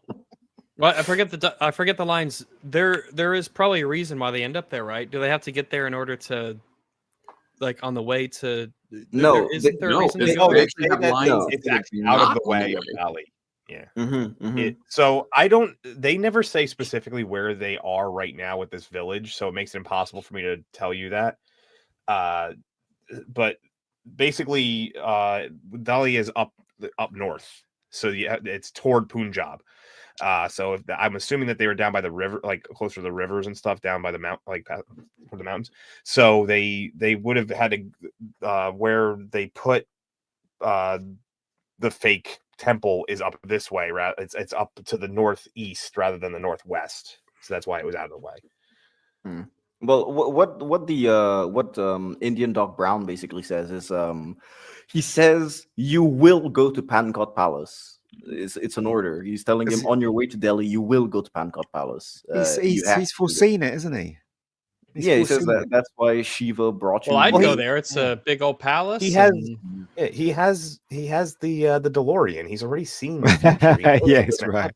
Yeah. I got my elephants. I've got a long way to go. I've been sleeping in the jungle. I'm white. I'll show up. They'll welcome me in with open arms. We'll eat some brains. Stop a death cult. I mean, I'm trying to locate a fictitious location. What do you? He's also. Why does he got to be creepy about it? Why does he got to point and laugh in the creepiest way possible? Like you're gonna go there. Wow, that's because he knows. Well, if he said you're gonna go there and he started crying, that'd be even less convincing. I want Uninspired to start doing Doc Brown lines in that accent he just did. It would be fantastic. Oh no, Marty. Wait. We've not got enough road to get her up to 88, my friend. I'm very sorry. This elephant can only do 2. Man. We need to get the flux capacitor, but I'm very sorry. We're all out of plutonium. We need to get it from the Libyans. The Libyans! Uninspired, we're doing it. When we do Back to the Future, you're doing every Doc Brown line. Every Doc Brown line. The children in those mines were mining plutonium. Well, now I do have here's the a good last. one. Here's a good one. I've just always wondered how come there's a Nike factory underneath the Pankot Palace. That's just really kind of weird. What do they all do? That's weird. It's a good thing that Indiana Jones went in there and saved them, though. Lao Che was probably one of the dude that gave them the planes to export, man. He was like, fuck it, factory. But I don't know. Should I play this last clip? Go on in. Why the fuck not? Yeah, exactly. fuck it. It's the end of the movie, man. I'm going home to Missouri where they never feed you snakes before ripping your heart out and lowering you into hot pits. This is not my idea of a swell time.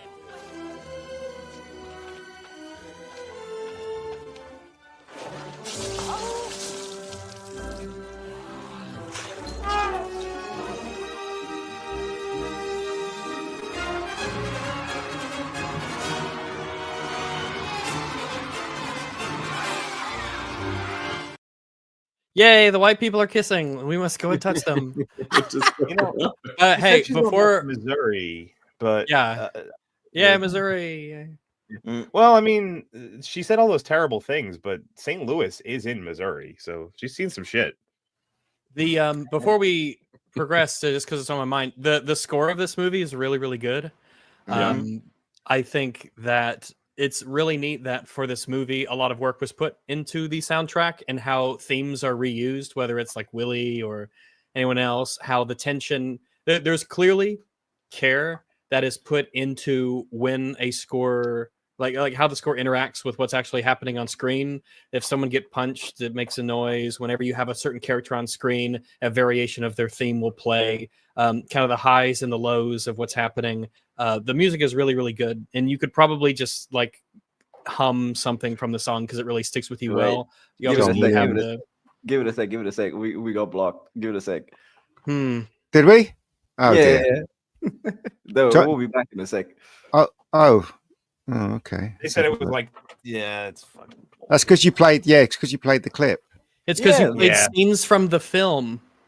How dare you? Yeah, we cut them up and everything.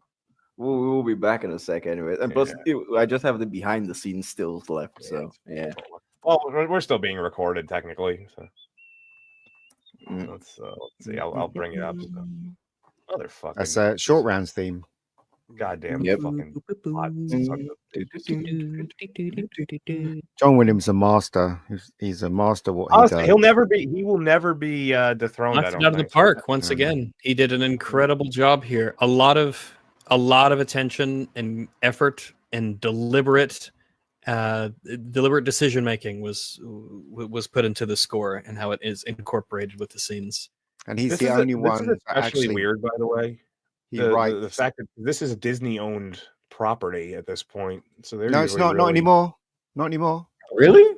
Yeah, the three, Wait, they chucked the 3 out, didn't they? It's not screening on Disney Channel anymore. No, I found Yeah, it but they on still Amazon. own the rights to It's it. on Amazon, isn't it? The 3's on Amazon now. Yeah. Only the Yeah. 2 recent inferior versions. I don't know. I'm gonna watch Crystal Skull again. I'm gonna see if that aged Crystal any better. Skull is one of those. It's in that category now. I said it on a stream recently, like Alien 3, Terminator Salvation, where they get better because the shit that's come out since sucks worse. Yeah. Like I've been watching a little bit of the prequels, We're back, and by the way. they're still not great. Like, let's not pretend that they Are were we? good, but they were. Yeah, there we're were brighter spots that I All think anybody gave them credit for, and there was more. They weren't at. They were not a 2. You know, they were a solid 5, 6. A lot of them. And, No, they're like 3s at best. Yeah, but there's certain films that nowadays they're easier to digest because everything that's come after them is worse. So it's that it's like that beer goggles effect of like, oh well, okay, sure, why not? This is any port in a storm, I guess.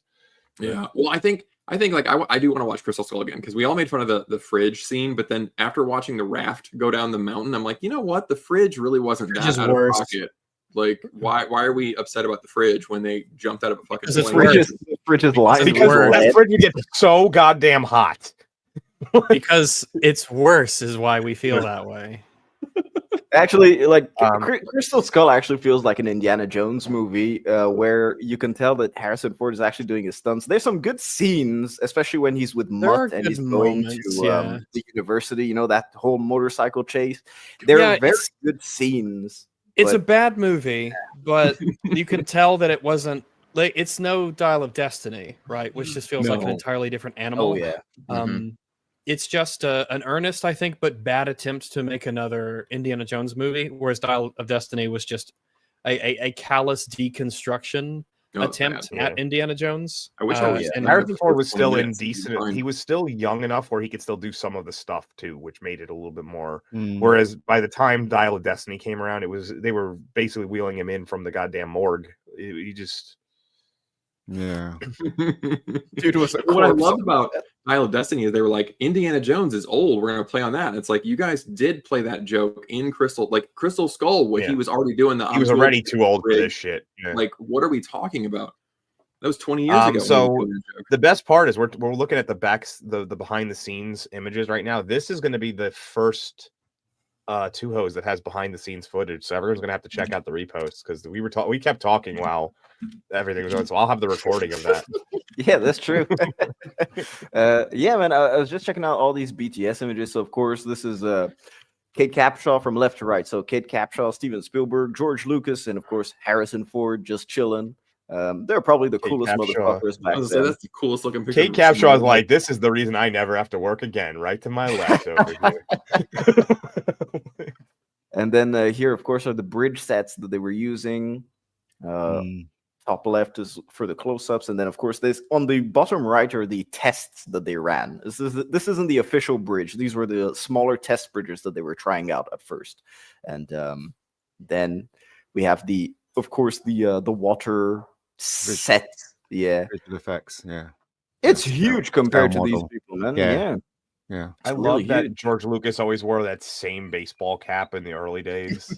Man, even back then, once again, the minorities holding the umbrella for the white man. It's unbelievable. He's holding it for himself. Unbelievable. For George I can't believe Lucas. this happened. He's a big star in his own gracious. country. When will it end? Yeah, and look at him. Unbelievable. He didn't need this movie at all. He really didn't. Oh, God. It is amazing. It's Donnie Yen's like that, where he's such a big star in China that he doesn't need to do much in Hollywood. When he does, it's a rare treat. Jackie Chan too, man. Jackie Chan is massive in China. Like he's probably one of the richest dudes in China right now. Like it's great, especially when you hear Chris Tucker say talk about his visit to China, and when he's walking with Jackie Chan in the street and Jackie Chan's house. It's crazy to think. And he just comes into Hollywood and you're like, all right, cool. But he's massive in China. And to cap this one off, I leave my favorite behind the scenes still.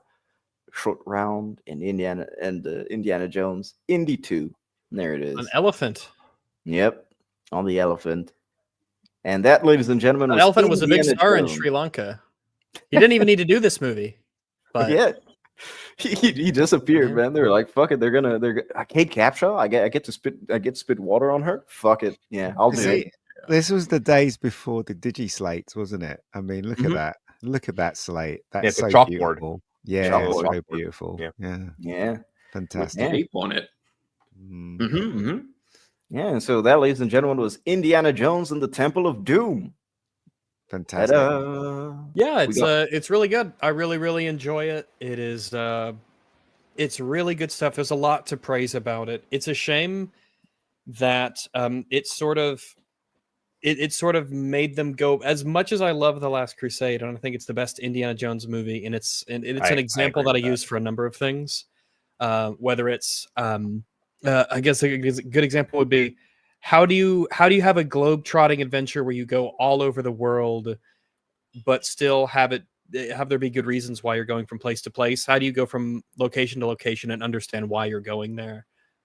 It's a plot you can follow along with. It's got a bunch of different scenes, great action. It's got humorous moments, and I love The Last Crusade. It's one of my favorite action movies. But the Temple of Doom, there's something special about it. It's the weird, odd one of the trilogy, and it just has this vibe about it that the other ones don't have.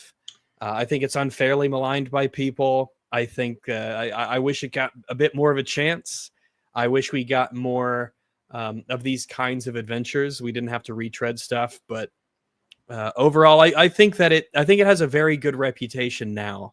Yeah, so, It's I don't know if you guys play a lot of video games, but there is this series of games called Dark Souls, and the second one, very, very similar type thing. The second one, they tried some new shit. There was a lot of experimenting going on. Everybody hated it, and I started playing it a few months ago, kind of trying it again, and it reminds me very much of Temple of Doom. Like, there are still some rough edges that I can identify and be honest about, but also looking back at it, you can just respect some of the different things that were being tried out, and it's not a piece of shit like everybody likes to think, and there are a lot of things to love about it. I'm enjoying the hell out of it right now, and it's sad that it was a similar situation in that game series where they're like, nope, don't touch the hot pan ever again. We're going to stay on the straight and narrow, and they did for quite some time. Just hold that thought. I want to give Mega Geek has to leave, so I want to give him a chance to do the plug your shit segment and his final Mega thought. Geek. Then we'll go do all of ours. Mega Geek. Ian David Diaz, it is time to plug your shit, my friend. Okay, this is the part where you're gonna let the people know what you're gonna do, where you've been, and what's coming out. Ooh, nice. Oh, that's the LP? Yeah, LP, yeah, man. Yeah. LP. Nice. Damn, that's pretty cool. Yeah, Nice. man. Look at that. Best cover ever. Indiana Jones. It does have it did have a really cool poster. It does. Well, there's not much to plug really. I am on season 2 of Rebecca Gold. If you don't know, it's a web series. Season 1 is on a channel called Rebecca Gold. So I'm hopefully be finishing season 2 next year. I've been shooting one day every month for 2 years. So, and it's a 90-minute piece. So hopefully it'll be finished next year. So that's the only thing I've got to plug, really. Yeah. So there you go. Yeah. Dude, it was our pleasure having you on. And everyone in the chat, if you haven't checked out Rebecca Gold, please do. It's great to see people on YouTube, and especially people that we can hang out with, that we know actually be passionate about things and make film. So please do check out Rebecca Gold. I think that Ian has done a fantastic job with season 1. I can't wait for season 2. There's also a GoFundMe. You can check that out on his channel, which is linked in the description, of course. Go help him out. And you'll just see for yourself, man. Watch the first season and you'll want a second one. Guys, I've really got to go, but I really did love. There was a point in there where something happened and I had to go, but I really love being on the stream. Dark Hour, thank you very much for inviting me, guys. I'll reach out to you about it if the next one works for you as well. We got that one coming up a little later. That's cool. All right, guys, listen, you have a good night, evening, day, wherever you are. Take it easy. Thank you for the invite. Yes. Ta-da. Yeah, man. And then there were 4. Now that he's gone, we can shit talk about him. He's not that mega of a geek. He's a fucker. Dave Chappelle bus party. Here we go. He's a kilo geek at best. Oh, sir. Whoa! What are you using those prefixes for? This is America. You get that shit out of your mouth. That's true. Okay? Yes. I forgot. We use real Jesus measurements here. Speak American, Kowalski. But yeah, so now we'll like usually obviously we jump forward a little bit for Maggie, but Rag sort of already did it, but the kind of the final thoughts, anything that didn't get mentioned while we were going, anything that you wanted to say is usually what we do next. Yeah, anything that you guys want to add about the movie that we haven't said? I mean, I mentioned some things before. It's a really great movie, excellent action scenes. It's very iconic, whether it's the mine cart or the bridge, just the whole aesthetic of the Temple of Doom. I think that a lot of things have taken inspiration from it. I think that it has sort of earned its spot in I guess our common culture, and it will never be bad. It's one of those, like the other two Indiana Jones movies. They are these timeless classics of adventure and globe-trotting action. They're funny. They're thrilling. They are they're just great, fun action stuff. And they don't make stuff like that anymore. It just seems like it's sort of a lost kind of a movie, and it's a damn shame. But hopefully we'll see that kind of stuff again, though we probably will not see Indiana Jones again for quite a long time. It might be a decade plus if we ever see another Indiana Jones IP, not counting the video game that's coming out. So we'll see what becomes of that. But yeah, Chris Pratt is Indiana Jones, man. I bet you.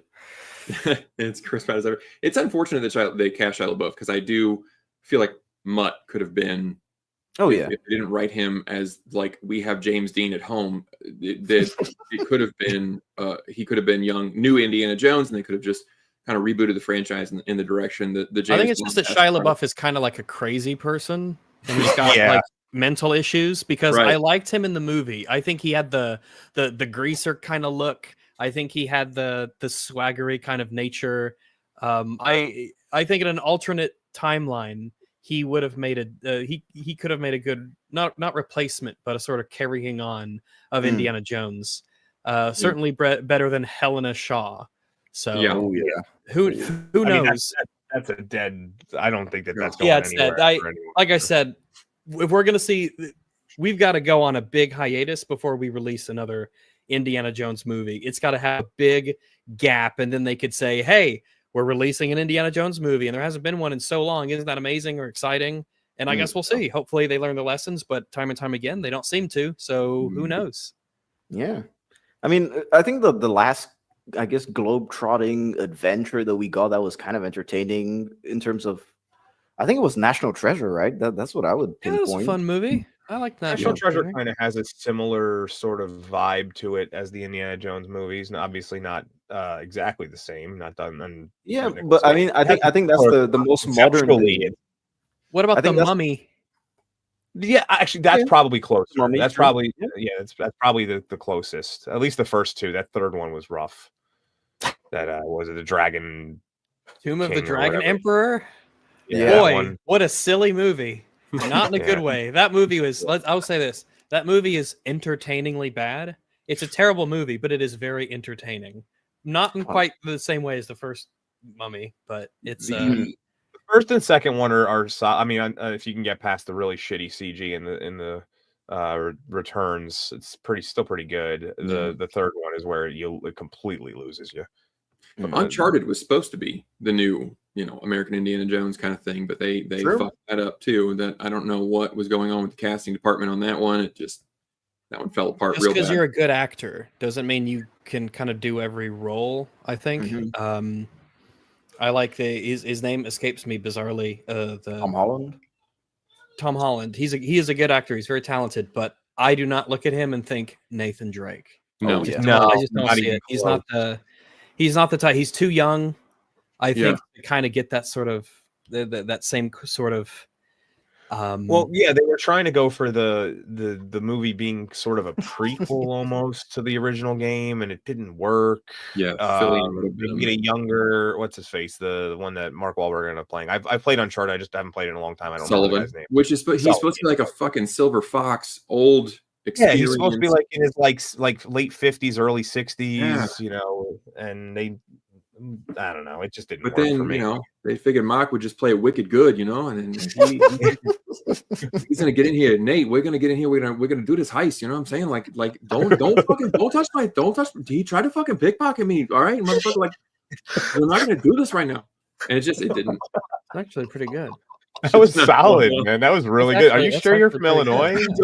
I don't practice that. That actually, I just discovered Mark Wahlberg isn't the kind of like voice that people do impressions of, but that was pretty good. Yeah, you always have to act like you're out of breath. He also has a very rough version of the Boston accent too, because it's been filtered through so many different accents that it's hard to it's not pure anymore. That was really good. He doesn't have the pure Missouri accent that Willie has. Yeah, filtered through the lens of China and Broadway. We do have 2 super chats that just popped in. We have the Heathen Monk for $5. Thank you, Heathen Monk. Awesome stream. Cheers, Dark Hour, Tur, Geek, Greg, Rags, and chat. Love you guys. Skal. I guess that's how you say it. I hope that's how you say it. I don't know what is that? It's the last symbol on the Stargate. Oh, okay. Thank you, Heathen Monk. And Melvin Deeply for £2. Thank you, Melvin. And of course, once again confirming, Once Upon a Time in Hollywood is shit. Ooh. I haven't seen it. I couldn't tell you. I saw it once a while ago. I don't remember it being particularly bad, but Melvin is on a crusade to tell people that it's terrible. I watched you guys talk about Raiders, and Melvin was on that one. And I mean, I've always read his chats as Snake and Snake Plissken, yeah. That was yeah, he's extremely Scottish. That one threw me off so bad. It was like the first time I saw Casey Kasem, and I was like, that's not what you look like. And that was the exact same situation with Melvin. Yeah, Melvin's the super mod. He's like a mod for everybody. So he's he was the one who chose Raiders, and then that kind of set us on this pathway of doing all 3 movies. So yeah. So Skal to you, the Heathen Monk. It means cheers. So yeah. Cheers to you. Yeah. I guess I'm inspired. That leaves your final thoughts. It is time to plug your shit, ladies and gentlemen. Or we can just skip your final thoughts. That's fine. Well, dude, yeah, come on. I'm telling you, it is time to plug their shit. Okay. Because I mean, my final thoughts are basically going to echo everything that what everyone else said. Yeah, it's true. I'm going to say the same stuff. To me, it's genuinely it's a good movie. It's enjoyable. I mean, you could tell by the amount of times that we were laughing and joking around on the stream. It's just pure entertainment. It's something that you miss, man. I don't know. You don't get this anymore, and it's one of the reasons I love being the last one in the plug your shit segment. I only have to be like, everyone was right. See you later. Yeah. And shout out to John Williams. I actually hope that. Well, that was one thing. Yeah, I don't think anybody. Yeah, shout out to John Williams, big friend of the channel. John Williams. We love John Williams here. One of the things we said when we were taken down for copyright reasons is that I don't think anybody will ever dethrone him as the greatest composer. He just did such a great job on every single thing he ever did. He never had a miss in his career. It's insane. Well, I mean, you guys were saying like it's a fun movie, and it's funny. A buddy of mine was texting me yesterday, and he said, I watched Deadpool and Wolverine again. And, he and I went to the theater to see it. And we had a blast. Like, it was so much fun. And he said, I watched it again, and it's like it's not fun the second time. It was only fun once. I still had fun watching it the second time, but I fucking hate that movie. But I'm aware you hate it. What's amazing with these Indiana Jones movies is, yeah, they're dumb. Like, there's obviously we're looking at, we're like, yeah, but we're having a great time. I mean, I think you should give them more credit. I don't think they're dumb. 25 times, and it's still a fun movie. Whereas some movies that are made now, they're fun, but they're not fun and rewatchable. They're only good once. And this is most movies made nowadays are designed specifically to be watched once. Very disposable kinds of very movies. Disposable. Yeah, that's a good way to put it. Disposable. It's not there's not any long term, because back then it was you had to make people want to buy the videotape, which was usually expensive back then. And now it's everything goes straight to streaming, and it's all about pumping through. So I wonder if that's just a byproduct of so much stuff being bad that we have no desire to rewatch it, and it doesn't have much in its cultural footprint for the most part because it's so bad. Yeah, I don't think things like there's a reason why I can go back and I can watch Guardians of the Galaxy no problem, because that's a super funny movie that's got a lot of great character stuff and it's well constructed, and I really like that movie. Yeah. But there's no way in hell I'm ever going back to watch fill in the blank whatever Disney Star Wars show / product they put out. I think you're about half. What you're saying is half of it. I think the other half is that things get greenlit a lot easier now because the companies are doing that. Like we were talking about how it's like, oh, we'll just fix it in post, all that stuff. This recycling, just trying to get through things as quickly as possible.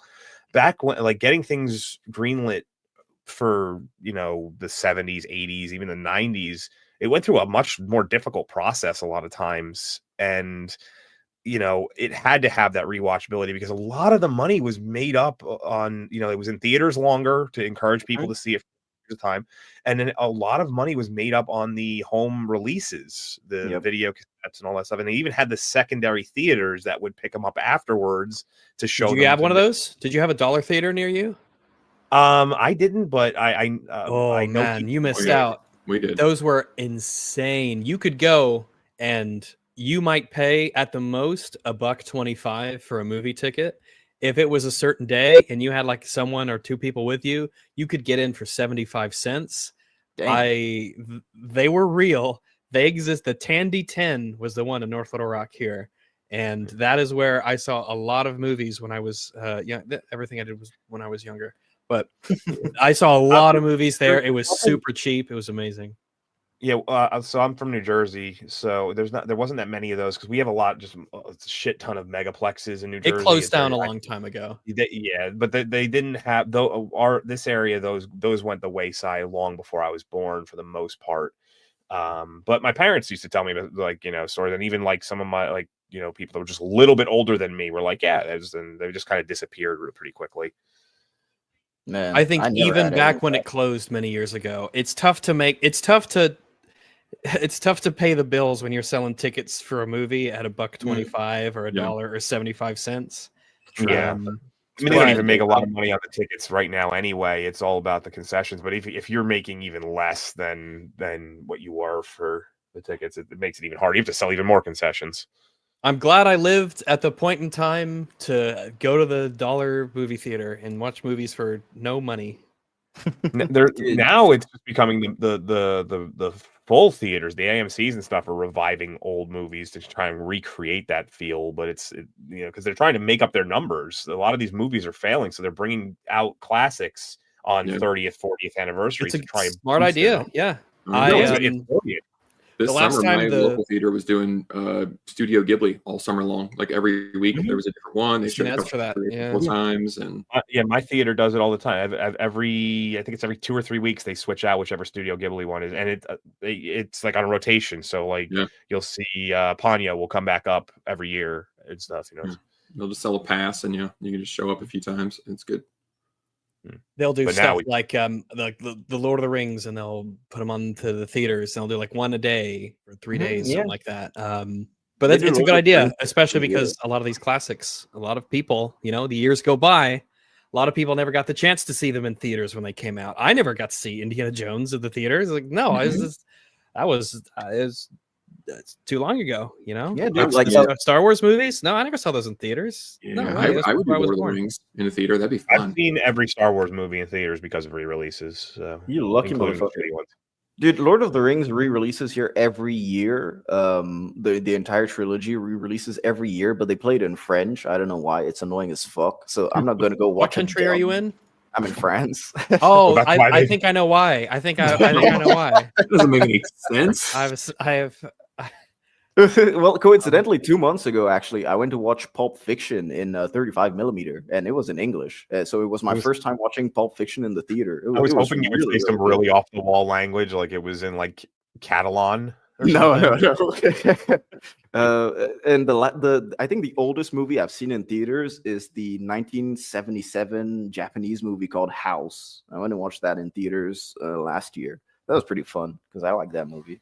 But yeah, my condolences. Thank you, Quantum Power, Quantum Ranger Power. But I know you already played the plug your shit, so we're not gonna make you play it again. So what do you mean, dude? Ladies and gentlemen, it is time to plug your shit. Okay. Well, this is the Greg section finally realized what that first image was. I think he just has fun with it. He's like a gay slur. I made that, and he loves it. So well, because I always used to say plug your shit, so Dark Hour was like, let me just make a visual. So yeah, and I just sent it to him, and he thought it was fucking hilarious. But Greg, why don't you say what you got coming up, what you're doing? Yeah, man. So let the people know what's coming my up. channel is Rags. I got another second channel, Dog Bites. I haven't done much on it in a while, but that's in progress. I am a host on Every Frame of Pause, EFAP. We've had Dark Hour on. We have episodes every Saturday at 1 p.m. Central. We release stuff all throughout the week, all kinds of stuff that we do. We highly encourage you to come check it out and give me money and to support the channel and everything. But I guess my next stuff we are will actually be... moving ours away from that, so we don't cross over anymore. Just so everybody knows. Ah, gotcha. That makes sense. It makes sense. There's probably a decent there's probably a decent crossover with audiences and stuff. I think that a lot of us in the sphere kind of try to not overlap too much, especially because a lot of people the both, and they want to, we don't want to have to make them choose. Well, that was the thing is that a lot of our guests appear on EFAP and stuff. So I was like, let's just move it to Sundays and we'll just get rid of this. So, but yeah, so go on, Rags. I'm sorry, I thought you were after the EFAP thing. I thought you had but yeah. Channel is Rags. Hopefully, I will have another video out within before December. I got to do this. We had merch recently. We sold hoodies, and the hoodie sold over 1,000. So I need to stream Gollum as a result of Lord of Ring Gollum.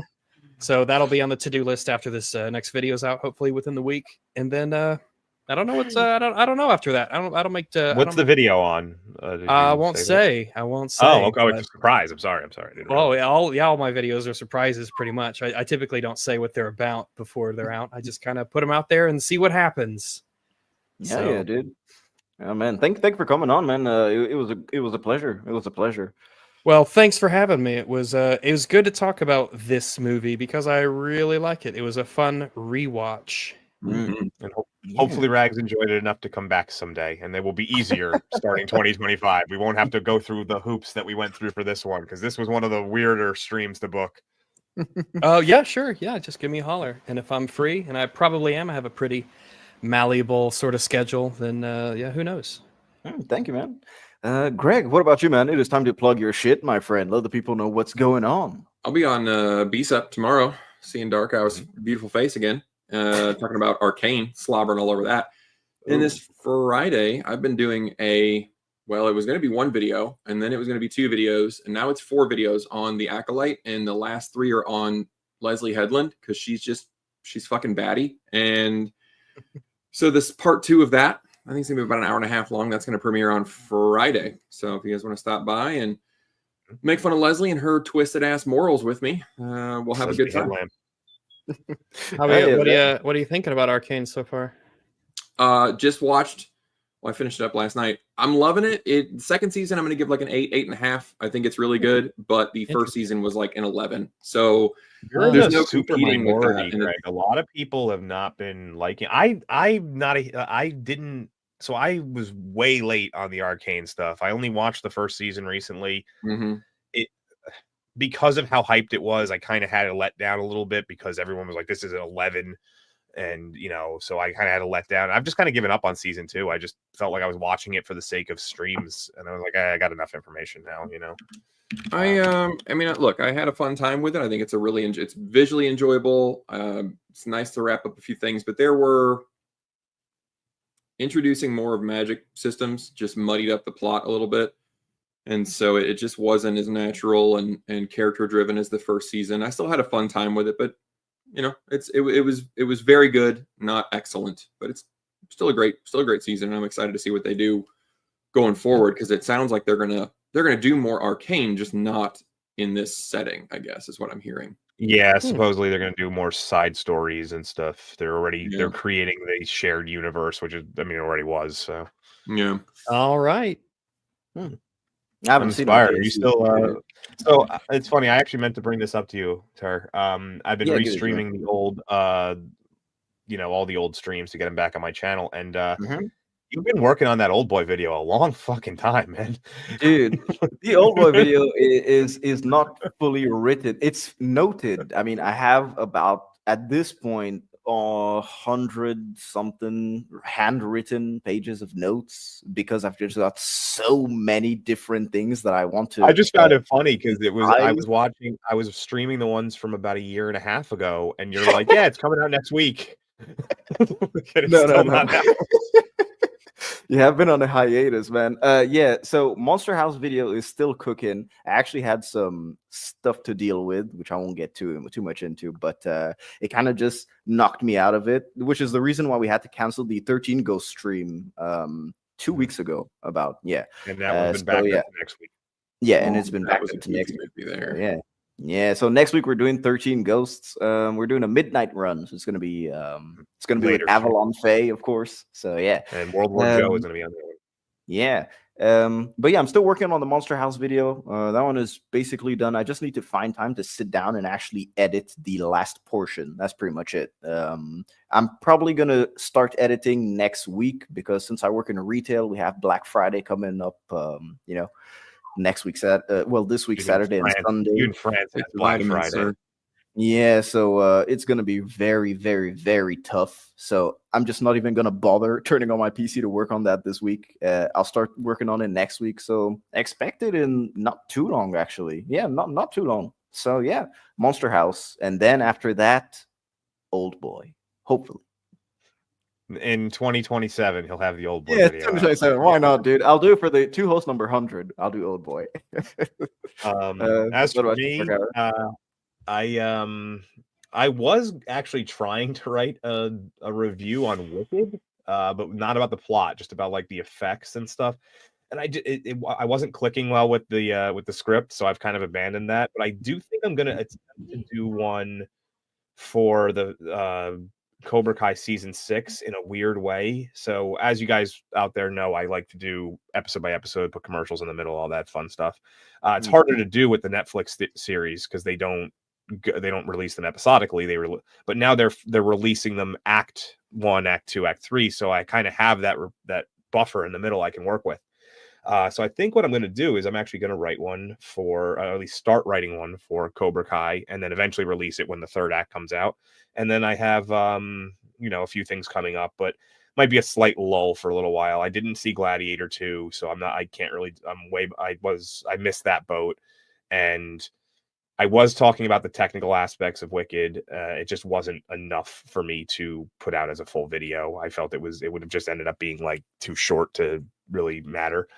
And I didn't hate. I will say this: I did not hate that movie. It was not nearly as what I was expecting with all the stupidity of Cynthia Erivo and all that shit.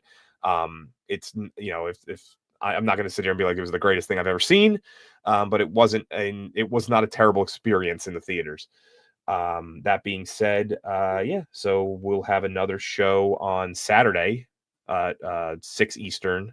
Yeah, midnight run because Uninspired starts at midnight. But, and that's going to be 13 Ghosts, and then we have a few shows lined up for December. We had to cancel one due to prior commitments, but we're actually going to release a commentary in its place that we're putting together, and that way we don't, it's kind of what we're going to do with the commentaries going forward. When we have to cancel a stream, it'll be something to replace it. So you can look forward to that probably around either December 7th or December 14th is whenever I get that finalized. Other than that, that's all I got. All right. Well, just want to say once again, massive thank you to everyone in the chat for watching and staying up all until now. Hi to everyone watching the re-upload. And again, once again, thank you to everyone who sent in super chats. We really appreciate you. We really appreciate you guys taking time and watching us. And a final thank you to both of our guests, including Mega Geek, who had to leave early. Thank you all, man. Really, really, really appreciate it. Thanks for having me, guys. Our pleasure. And, Dark Hour, you're the outro man, so let's do it, man. I haven't done one of these in a while. Let's see if I get it right.